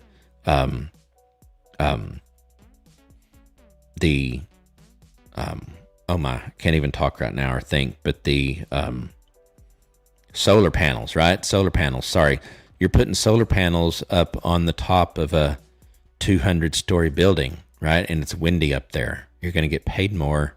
You should at least get paid more than someone that's changing light bulbs. Not that there's anything, again, just trying to bring enough comparison that the idea is there. So same thing with cryptocurrency, stocks, any kinds of investments, even the job that you take, all of that.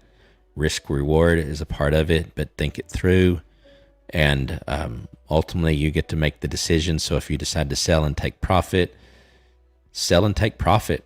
If you decide to hold it and never ever take any profit and leave it to your family or leave it to someone else, you get to decide. So I hope that the thing that will continue to attract people to this channel and this stream is that I want to foster thoughts and ideas and share my knowledge and grow with this community, learn from this community, all those kinds of things. I think that is a more healthy community than what you see out there sometimes. So, but I also know with that comes sometimes, it's like a reality TV show. Now, I, like anyone else, can enjoy sometimes a reality TV show, but they know what they're doing with regards to how they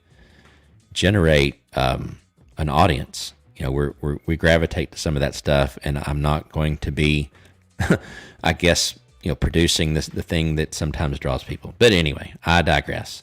How do you get coins? Oh, I've already answered that. So the other thing I didn't answer, I guess another way, it's by no means it's not a very good option, but you could, I'm stating the obvious, but you could just sell, right? You could sell what you have there, transfer it to somewhere else where they do have a wallet. So that would be another way.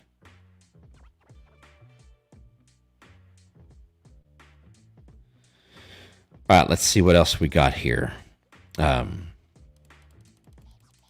ended up backtracking on some of the comments, but so we may not have anything else. Sorry, Slushy. I'm slow sometimes. I'll be honest. I think at times I can be funny. It just has to come naturally and all of that. I'm not understanding SCART in, SCART out. Maybe you're just saying, yeah, I think I probably know what you're talking about. So it is. They bring it in, bring it out quickly, literally sometimes within 10 or 15 minutes. I've seen some of those transactions in those whale wallets were literally just a couple of minutes apart. So practicing my moonwalk for when we rocket to the moon. Hey, I'm, again, to be real, and I won't make it as long this time, but on a number of these streams, I have explained my mistake, if you will, with Dogecoin, where on that fateful day that it literally reached its all-time high of about 48, I had the brilliant idea of taking a profit that I thought was just awesome, almost $3,000, and I had the best of intentions, if you will. I was going to use that to get more, because my goal was to reach that 50,000 coin mark, and it just shot up. I wasn't able to react fast enough because, again, I was doing other things, and basically I still had my profit, but I couldn't get back in, or I wasn't going to get back in at 48. Thankfully, I guess I can say I knew better than to do that. Got back in at 35, didn't lose any money, but I'm now not where I wanted to be. Right. So anyway, it happens, right? You make mistakes. But I'm ready to rocket to the moon. Can you imagine the day that it actually happens where, Elon Musk with SpaceX, and they're going to do it, by the way, and I know you all know, but they won the contract to, do their part at least to basically take us back to the moon. I think it's been a decade since we've gone there. As you guys know, they recently went to, I don't know if I'm so busy, I don't get to follow the news as much as I'd like. I'm assuming that they've made it to the International Space Station. Maybe it takes longer than I was thinking, but if you guys know, let me know if they've docked at the in the International Space Station. But not only are they doing that, right, but they're going to be, SpaceX that is, involved in taking us back to the moon again and eventually onto Mars. But they won a $2.9 billion, I believe it is, contract. And as fate would have it, and I love it in one sense. In other words, I don't hate Jeff Bezos, but I'm just so glad that Elon and SpaceX won that contract in competing against Jeff Bezos, Blue Angel or whatever I care so little about it. I don't even know what his company's called. It's Blue something, I believe. But anyway, again, we can only know so much. We can either be a jack of all trades and a master of none, or we can maybe know a lot about a few things. And some people are able to, for some people, those few things are actually many compared to someone else. So anyway. Hey, thanks, Sean. It's interesting, and I don't know if TJ is still on. We're going to talk to him tomorrow with Shop. So at shop_Doge. We've got some new people on the stream, so I want to mention that again. And TJ, I think, is already left. But this is something exciting about what I'm going to try to do to make the stream even more interesting. Talk to others. I didn't have others to bring on, or I would. It's not about it just being me. But two exciting things that I'll mention. Again, I mentioned it early in the stream. We've got some new people, so I'll mention it again tomorrow, 10 p.m. I normally am not able to schedule exactly when I'm going live, but I'm picking 10 p.m. Central Standard Time tomorrow, so I will actually send out, in this particular case, a scheduled stream, so you could actually click on reminder and get a reminder. And obviously, if you have the notification turned on, you'll get a notification as well. But TJ is the creator, if you will, of shop_Doge on Twitter. That's where he's at on Twitter. Has a website. You can find the website if you go to his profile on Twitter. Follow him, like his post if you don't mind. But anyway, I'm going to interview him, talk about more about his why he started this website listing all the merchants that accept Dogecoin. And he's fairly new to Dogecoin, apparently, just like I am, honestly.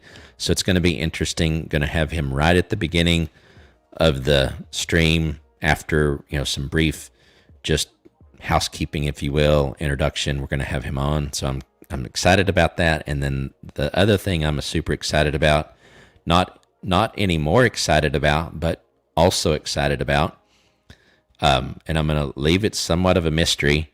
And if you guys figured out, don't guess, because I honestly don't want anybody to know, because I'm going to try to, when it's closer to time, I'm going to try to push it, promote it, if you will. I think it's going to end up being an exclusive, quote unquote. And what I mean by that is the first person to talk to these folks, if you will, that have just recently, gotten set up to take Dogecoin at their place of business. I'm not even going to tell you what kind of business, but I think you'll like it.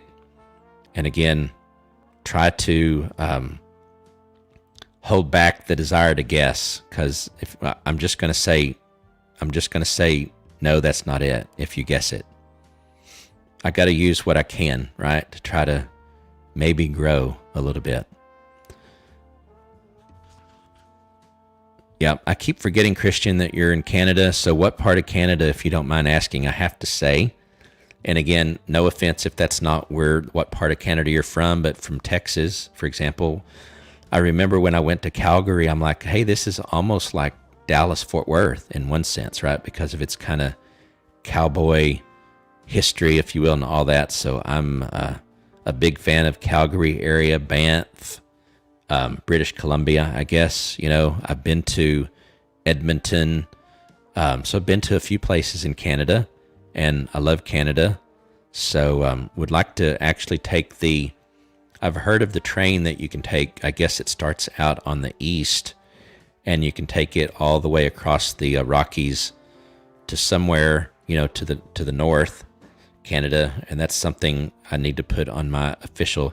I honestly don't have, and this is digressing, but I'm really curious if you guys don't mind, Montreal. I would love to know if you have a bucket list that you literally have written down on a piece of paper or in a, notepad or something. I don't have an official bucket list. I probably need to start one. I've done a lot of things that were really cool, and I would say that they were bucket list worthy, but I've never actually had an official bucket list. Hey, I understand, Christian. Yep. Go to bed, my friend, and come back tomorrow. To buy some coins. Well, here's the deal. I will just say real quick. Tomorrow may not be the best day to buy. We'll see. We'll see what kind of impact Mark Cuban has when he's on the Ellen Show. We'll see. Hey, Damien, how's it going, my friend? Thanks for joining. We have already talked about a bunch because we've been going almost 3.5 hours. This is crazy.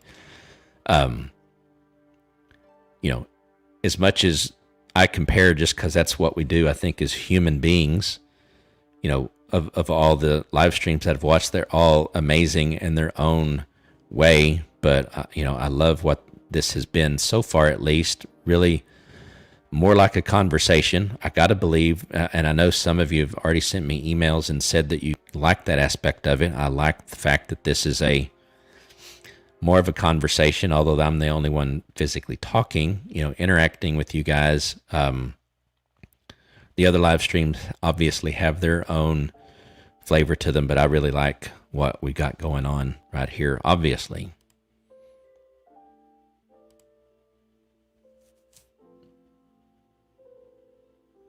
All right, man, take it easy. Take it easy. We have caught up. Almost caught up. Hey, here's Oretti or Oret. I'm sorry if I'm saying your name wrong. I'm the worst about names. It's got to be really simple.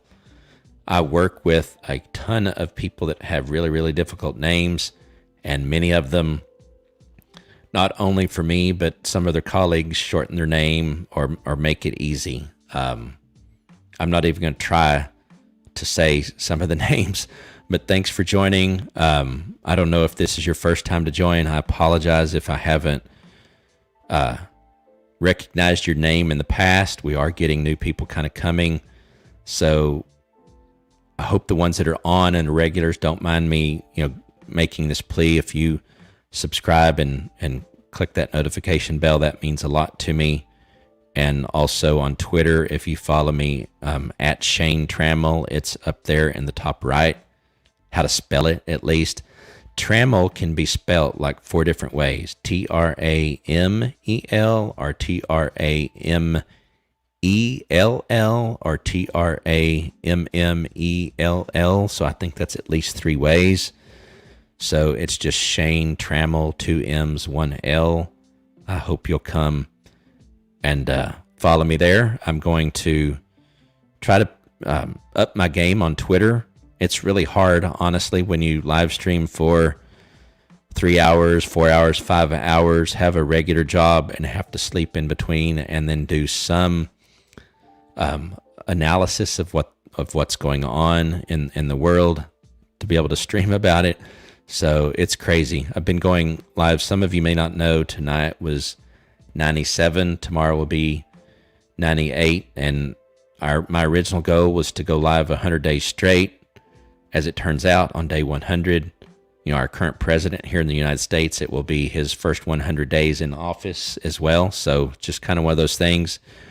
The day that Biden became our president, completely unrelated to that for the most part, but I basically, it popped in my head, and I'm like, hey, I'm just going to go live for the first 100 days in parallel to the first 100 days of the president. That was really the only relationship there, and I think I'm going to continue. I've asked this a few times, but if you guys want me to live stream, continue the streak of live streaming every day, and we're not talking about a 10-minute live stream, a reasonably robust live stream each day beyond the 100 days, let me know.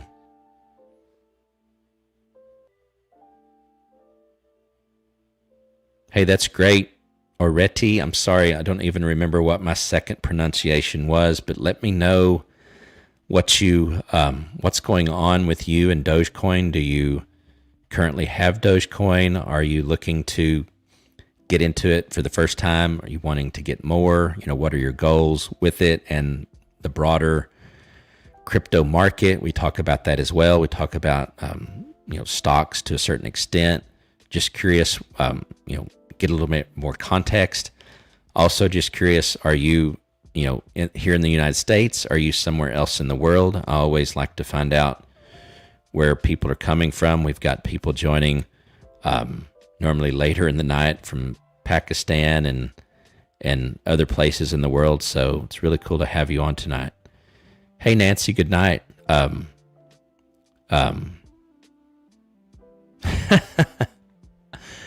Hey, that's cool. Hey, the one other thing you could do if you just want to be whatever, you just leave the stream going, right? Just leave the stream going.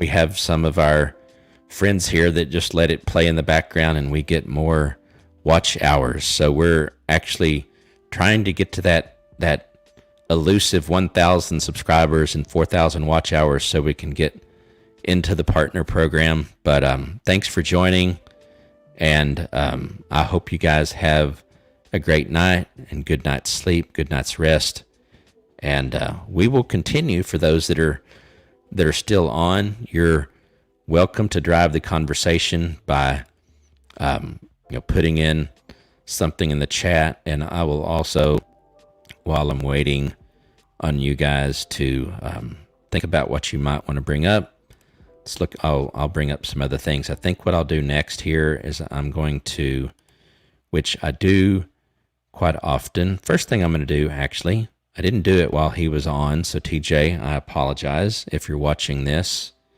later on the replay. This is TJ's Twitter profile. TJ, again, has this website for Shop Doge, and I'll actually pull it up. I should have done this when he was still on, but nonetheless, and I'm following him. You guys go follow Shop Doge at Shop. I'm going to actually put this in the comment real quick. Where is it here? Sorry. Put this real quick. This is TJ's Twitter page. And then I see there's a few comments. I'm going to get to those in just a second. But this is a Doge dedicated business and info directory, home of the Doge map. Find and share places to shop Doge and shopdoge.xyz. So if you guys know of any merchants, if you will, that accept Dogecoin, then include in your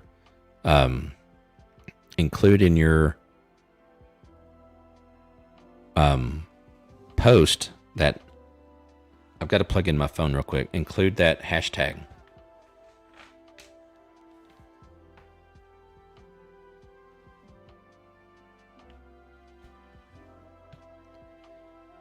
All right. If you guys saw the wires that I had going everywhere behind the camera, you'd be like, that's crazy. Anyway, let's go to the website just briefly. And let's see what he's listed on here. He's got a lot of really interesting things. So let's go to the Doge map. Now this is, I didn't look at this yet, but with this Doge map, I'm going to guess it's a Google thing and put in their address. So that's really cool.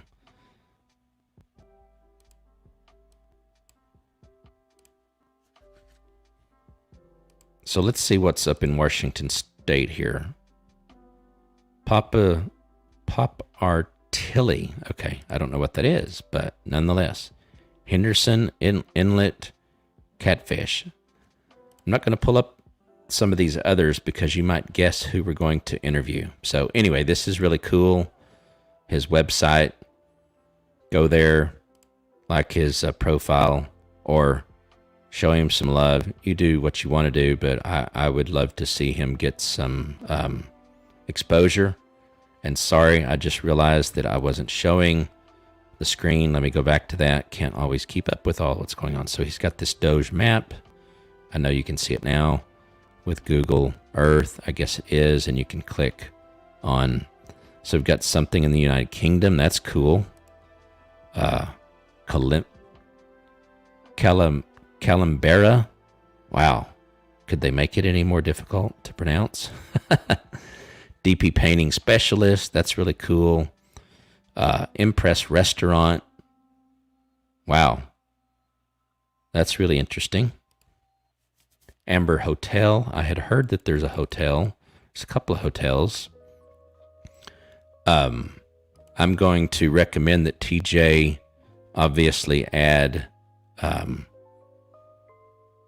the Dallas Mavericks in there. He may already have them. Let's see if this is it.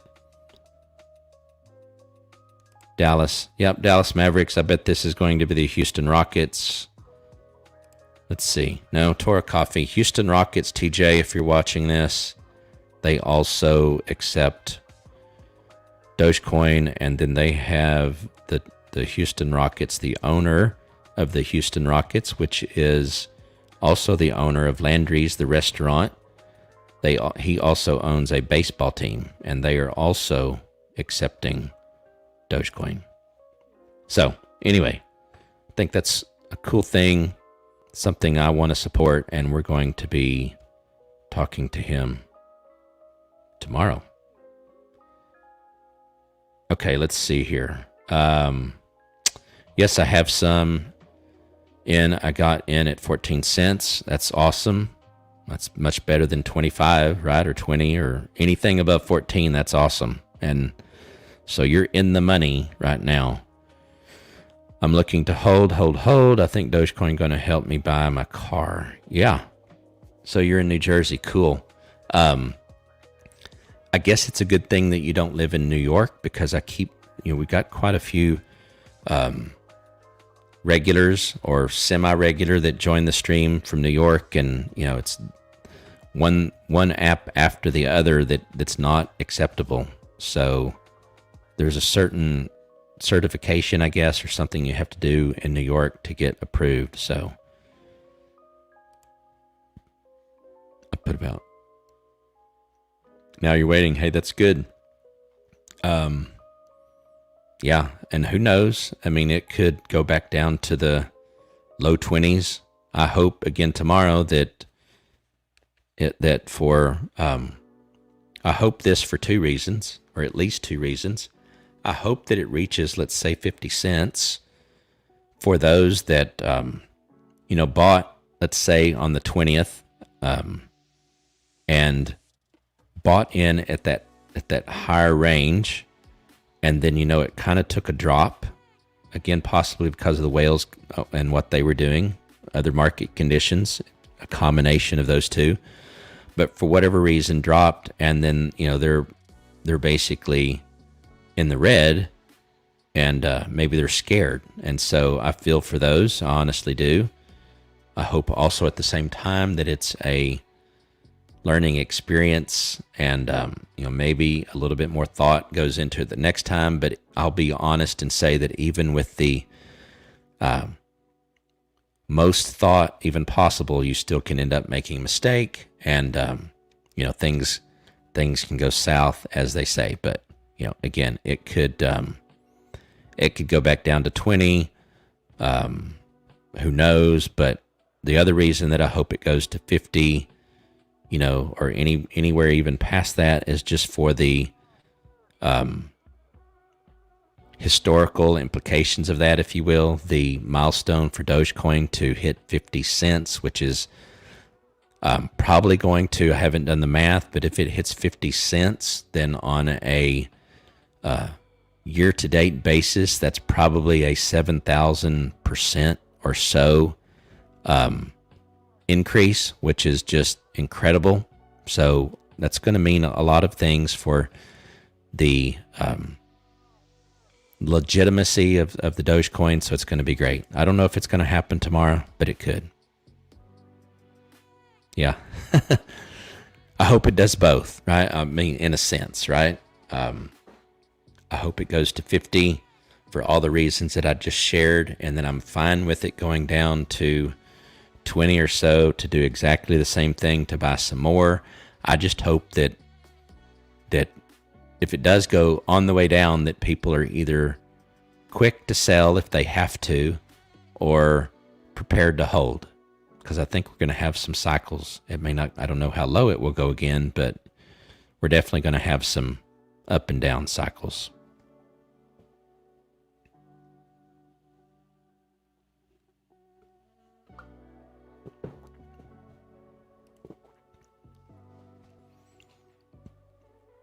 We still have, we still have some folks on. So, again, let me know, even with just a thumbs up or a yes or something along those lines.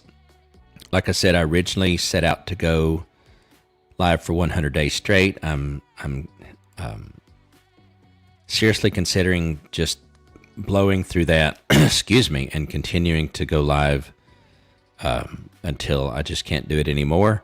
I'm sure at some point I'm going to have to take a break, but if you're still on, or if you're watching the replay, put in the comments if you want me to continue to go beyond the 100 days, and some of the things within the general parameters of, cryptocurrency, stock market. I'll even expand it out into technology, what you want to hear me talk about, what you want to be involved in from a conversation perspective, the kind of subjects, topics. I'm fine with going as broad as the audience is. I don't want to lose people, obviously, because I'm talking too broad, but at the same time, I have a lot of interest. But anyone will tell you that, that a YouTube channel, especially a new one, has to be somewhat focused. So, I have enough interest that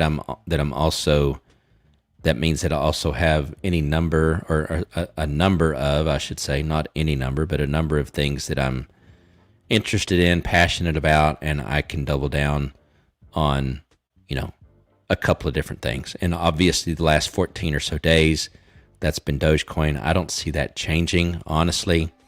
It's obvious that I've struck a chord with regards to, the increase in engagement and subscribers and all of that since I started talking about this topic versus what I was talking about prior, which I was still very interested in and involved in and had, I would say considerable knowledge about, but this is something that's more interesting to a broader audience. So, and since I'm also interested in it, that's what we're going to talk about. So I appreciate all of y'all joining, again, whether you're watching the replay or otherwise. So again, come back tomorrow night. I've got a special guest, TJ from shop_Doge, or at shop_Doge. He's going to tell us about why he started that Twitter profile, why he's got the website with all these merchants that are accepting Dogecoin.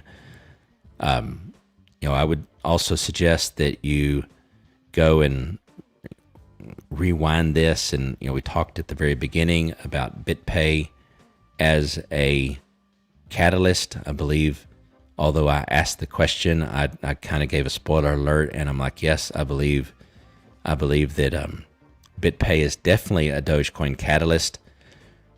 You would be hard pressed to, although there are some examples, you'd be hard pressed to find a merchant, I'll use that term loosely, or a company that's accepting Dogecoin that's not doing that in partnership with BitPay. BitPay has, I guess, been the leader in that. They also facilitate, merchants being paid in Bitcoin, Ethereum, USDC, and a number of others. So, and I'm seeing some new folks join. I want to welcome you.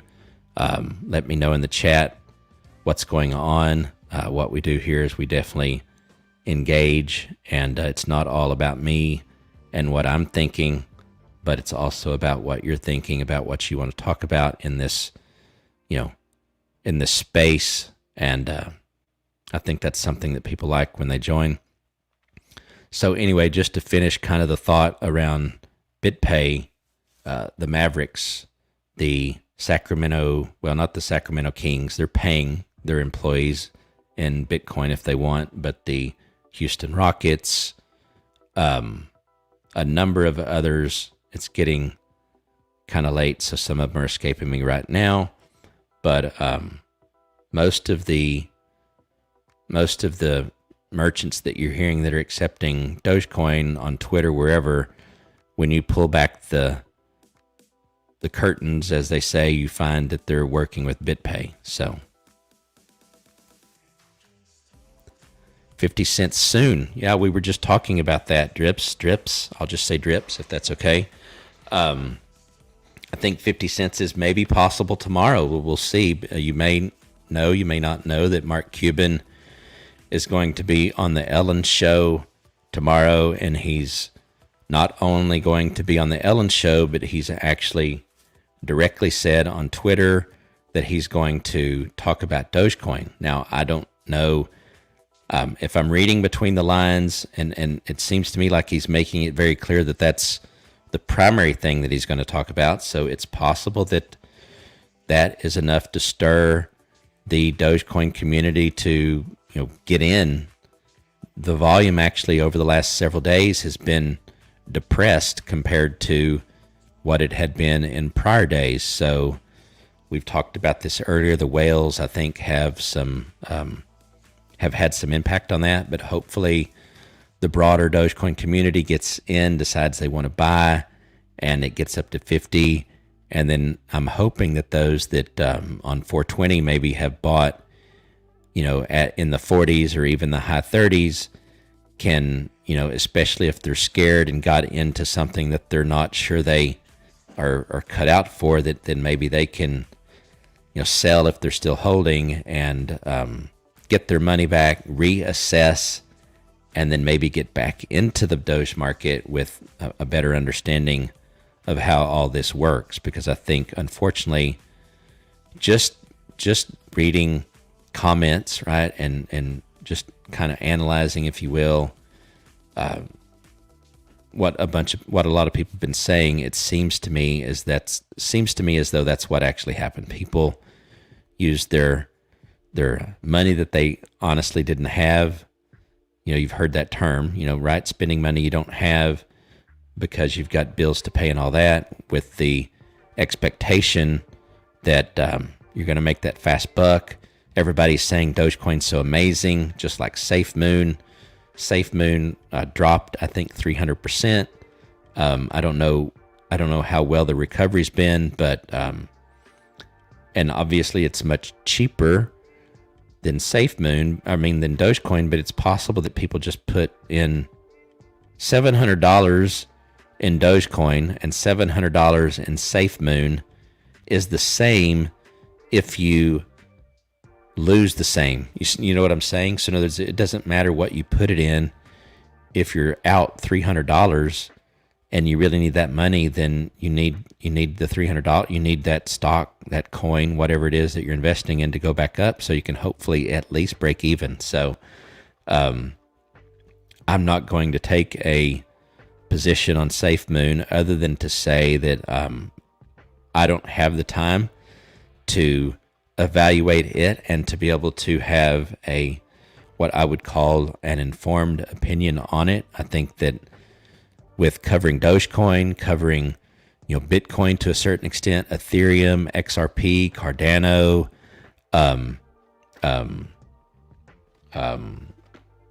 what's the VeChain, and a new one, Hedera, and some others.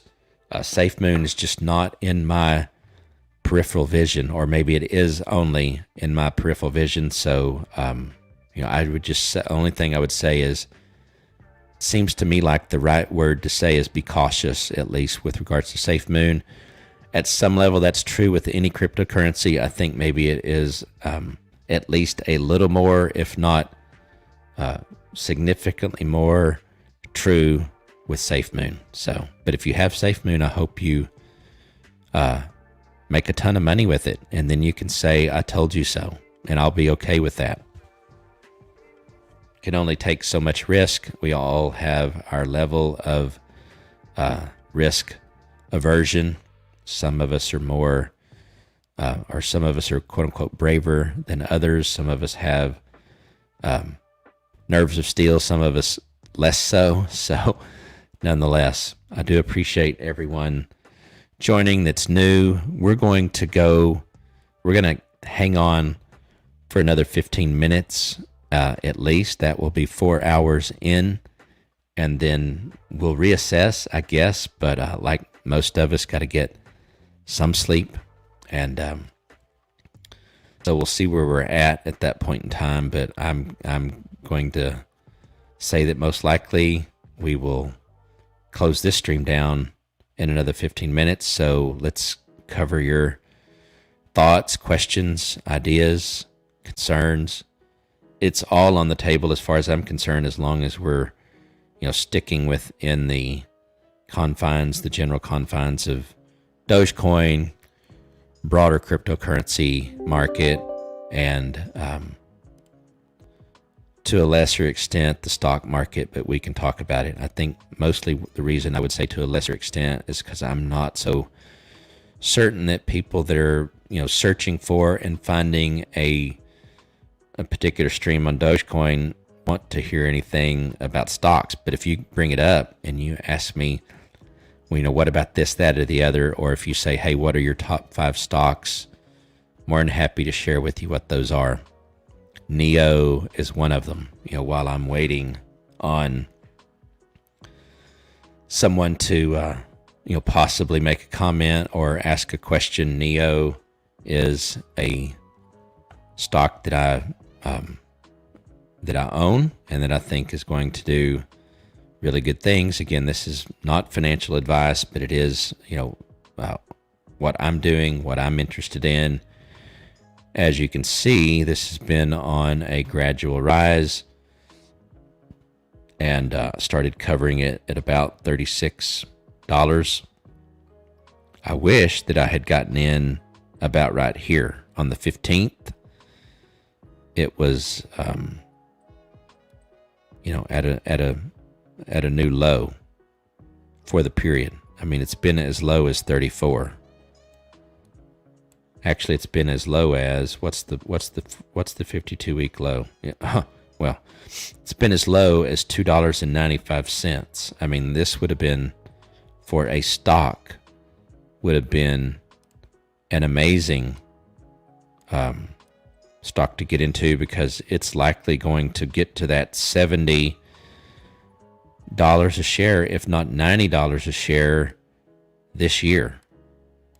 So look into Neo. NIO is the ticker, and you can get it. You can buy it on Webull. I have a link in the description for that. You can get it, I know, on TD Ameritrade. I don't know. Let me look it up. I don't know if you can get it on Robinhood. I'm pretty sure you can.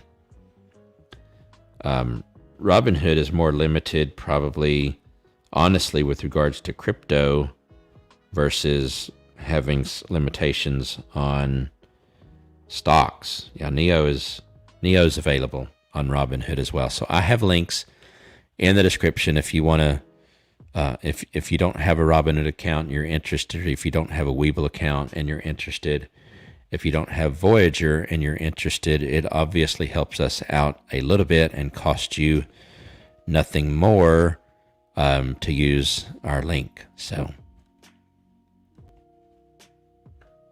that is the way this works with us YouTubers. We try to deal with some of the deficit in time and money and all that through affiliate links. So we do have some affiliate links in there. If you want to, again, whether you're watching this live or a part of the replay, we do have up in the top left a link where you can quote unquote buy me a coffee. So was actually asked earlier, and I had to give the unfortunate answer of no. I was asked if someone could tip me in Doge, and my heart sunk and I had to say no, because I'm honestly fairly new to this as well.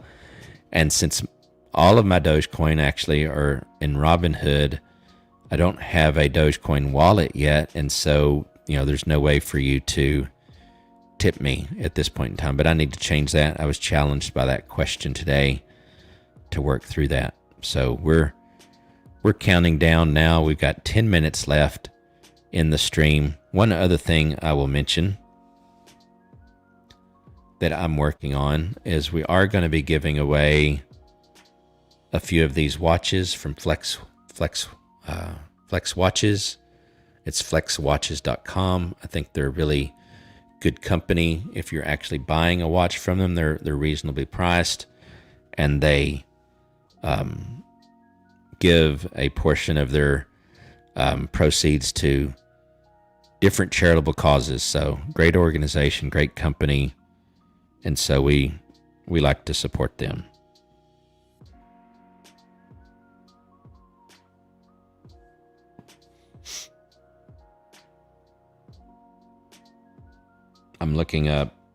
I'm getting back up here, Dogecoin, and I'm looking it up on my phone right now. So it's at 27 right now. So it's been, in the 27 range for, a long time. When you look at it with the native view on Robinhood on your phone, it looks like there's quite a bit of up and downs, but it's kind of deceiving because you can, again, scroll across this whole timeline for most of today, and it's still within the 27 cent range. It's 27.5 or 27.6 or 27.3, 27.24, whatever, but still, for minute after minute after minute within that range. So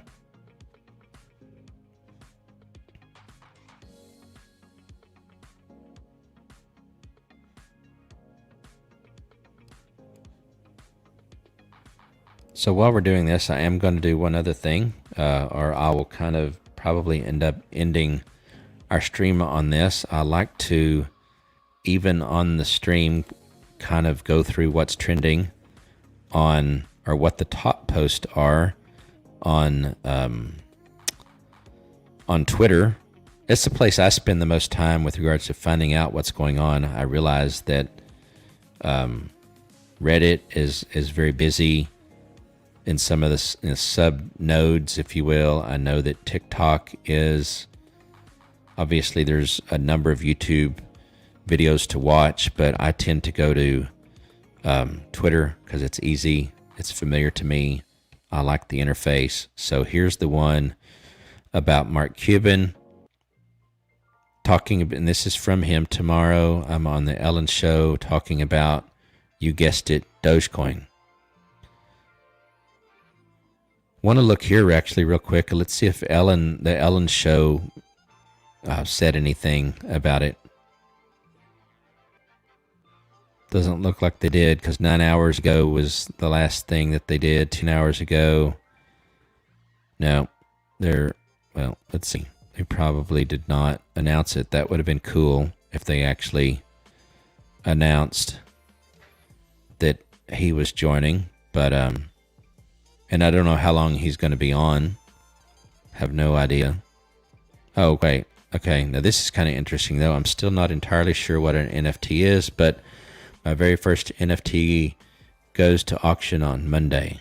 I hope you're ready. So obviously she had someone in her staff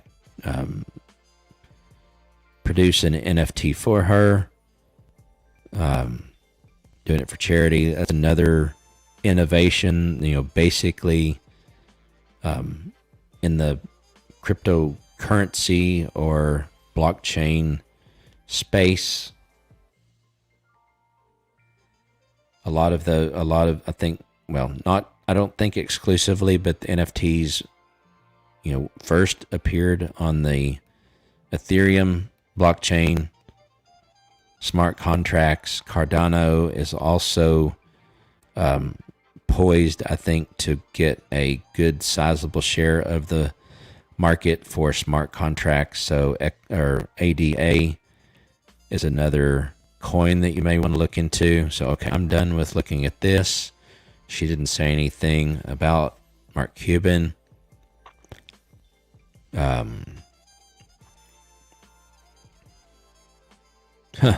This is an interesting one.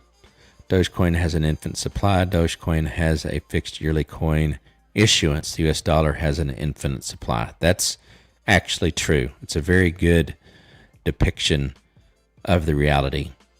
It's not an infinite supply, but it is a fixed yearly coin issuance. It will, over time,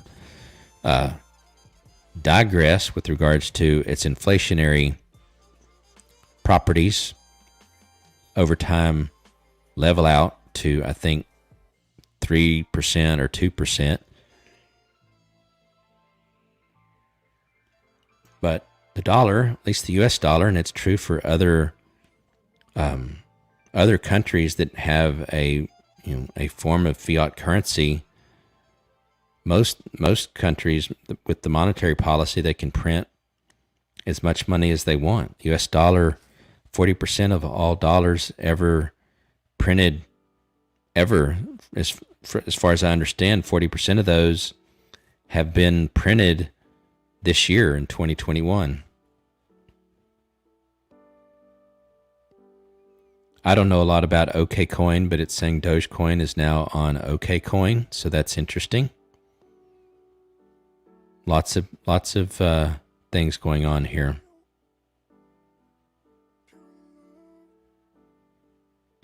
So I actually love these comments, but I would ask anyone, and I retweet a lot of these, and I'm actually going to retweet this one.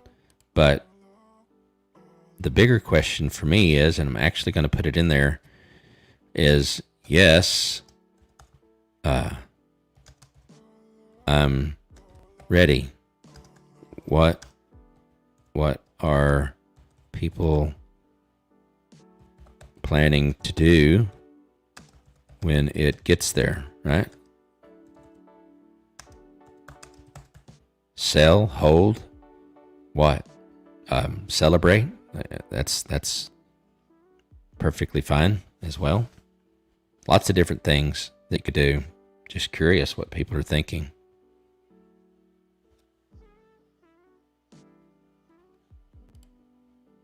So we are 2 minutes out from shutting down this stream. It's been a good one. Hope that you've enjoyed being able to, have a conversation. Again, if you're watching the replay, if you smash that like button, that's amazing. That helps us. If you share this out, that also helps us. We have a playlist, so if you go to the playlist and you look at the one called Dogecoin, or even the one that says 100 days, they both have all of the live streams from the very first one where we started covering Dogecoin. I highly recommend that you go and watch those other streams. I think that we've I think that actually probably 90% of what we've talked about in those live streams is relevant beyond the day that we talked about them. You know, one of the great things about the YouTube platform is it can be evergreen, which means that it can be something that's viewed and watched and used as you know, informational for months, years, even a decade, you know, from its original creation. So my hope is that although Dogecoin is obviously changing every day, there are things that happen on the day of that live stream that may never happen again. So those may be unique, but we talk, I think, in enough broad terms as well that there's something to be gleaned from any one of these episodes. And I realize that some of them are long. That may or may not be good ultimately for the YouTube algorithm. You know, I was actually watching a streamer the other day saying, I'm trying to keep this under an hour, and it's a live stream, and it's perfectly fine that he said this, but here's the main thing, and maybe the main reason. He said so that the YouTube algorithm will be favorable towards us. So I don't know how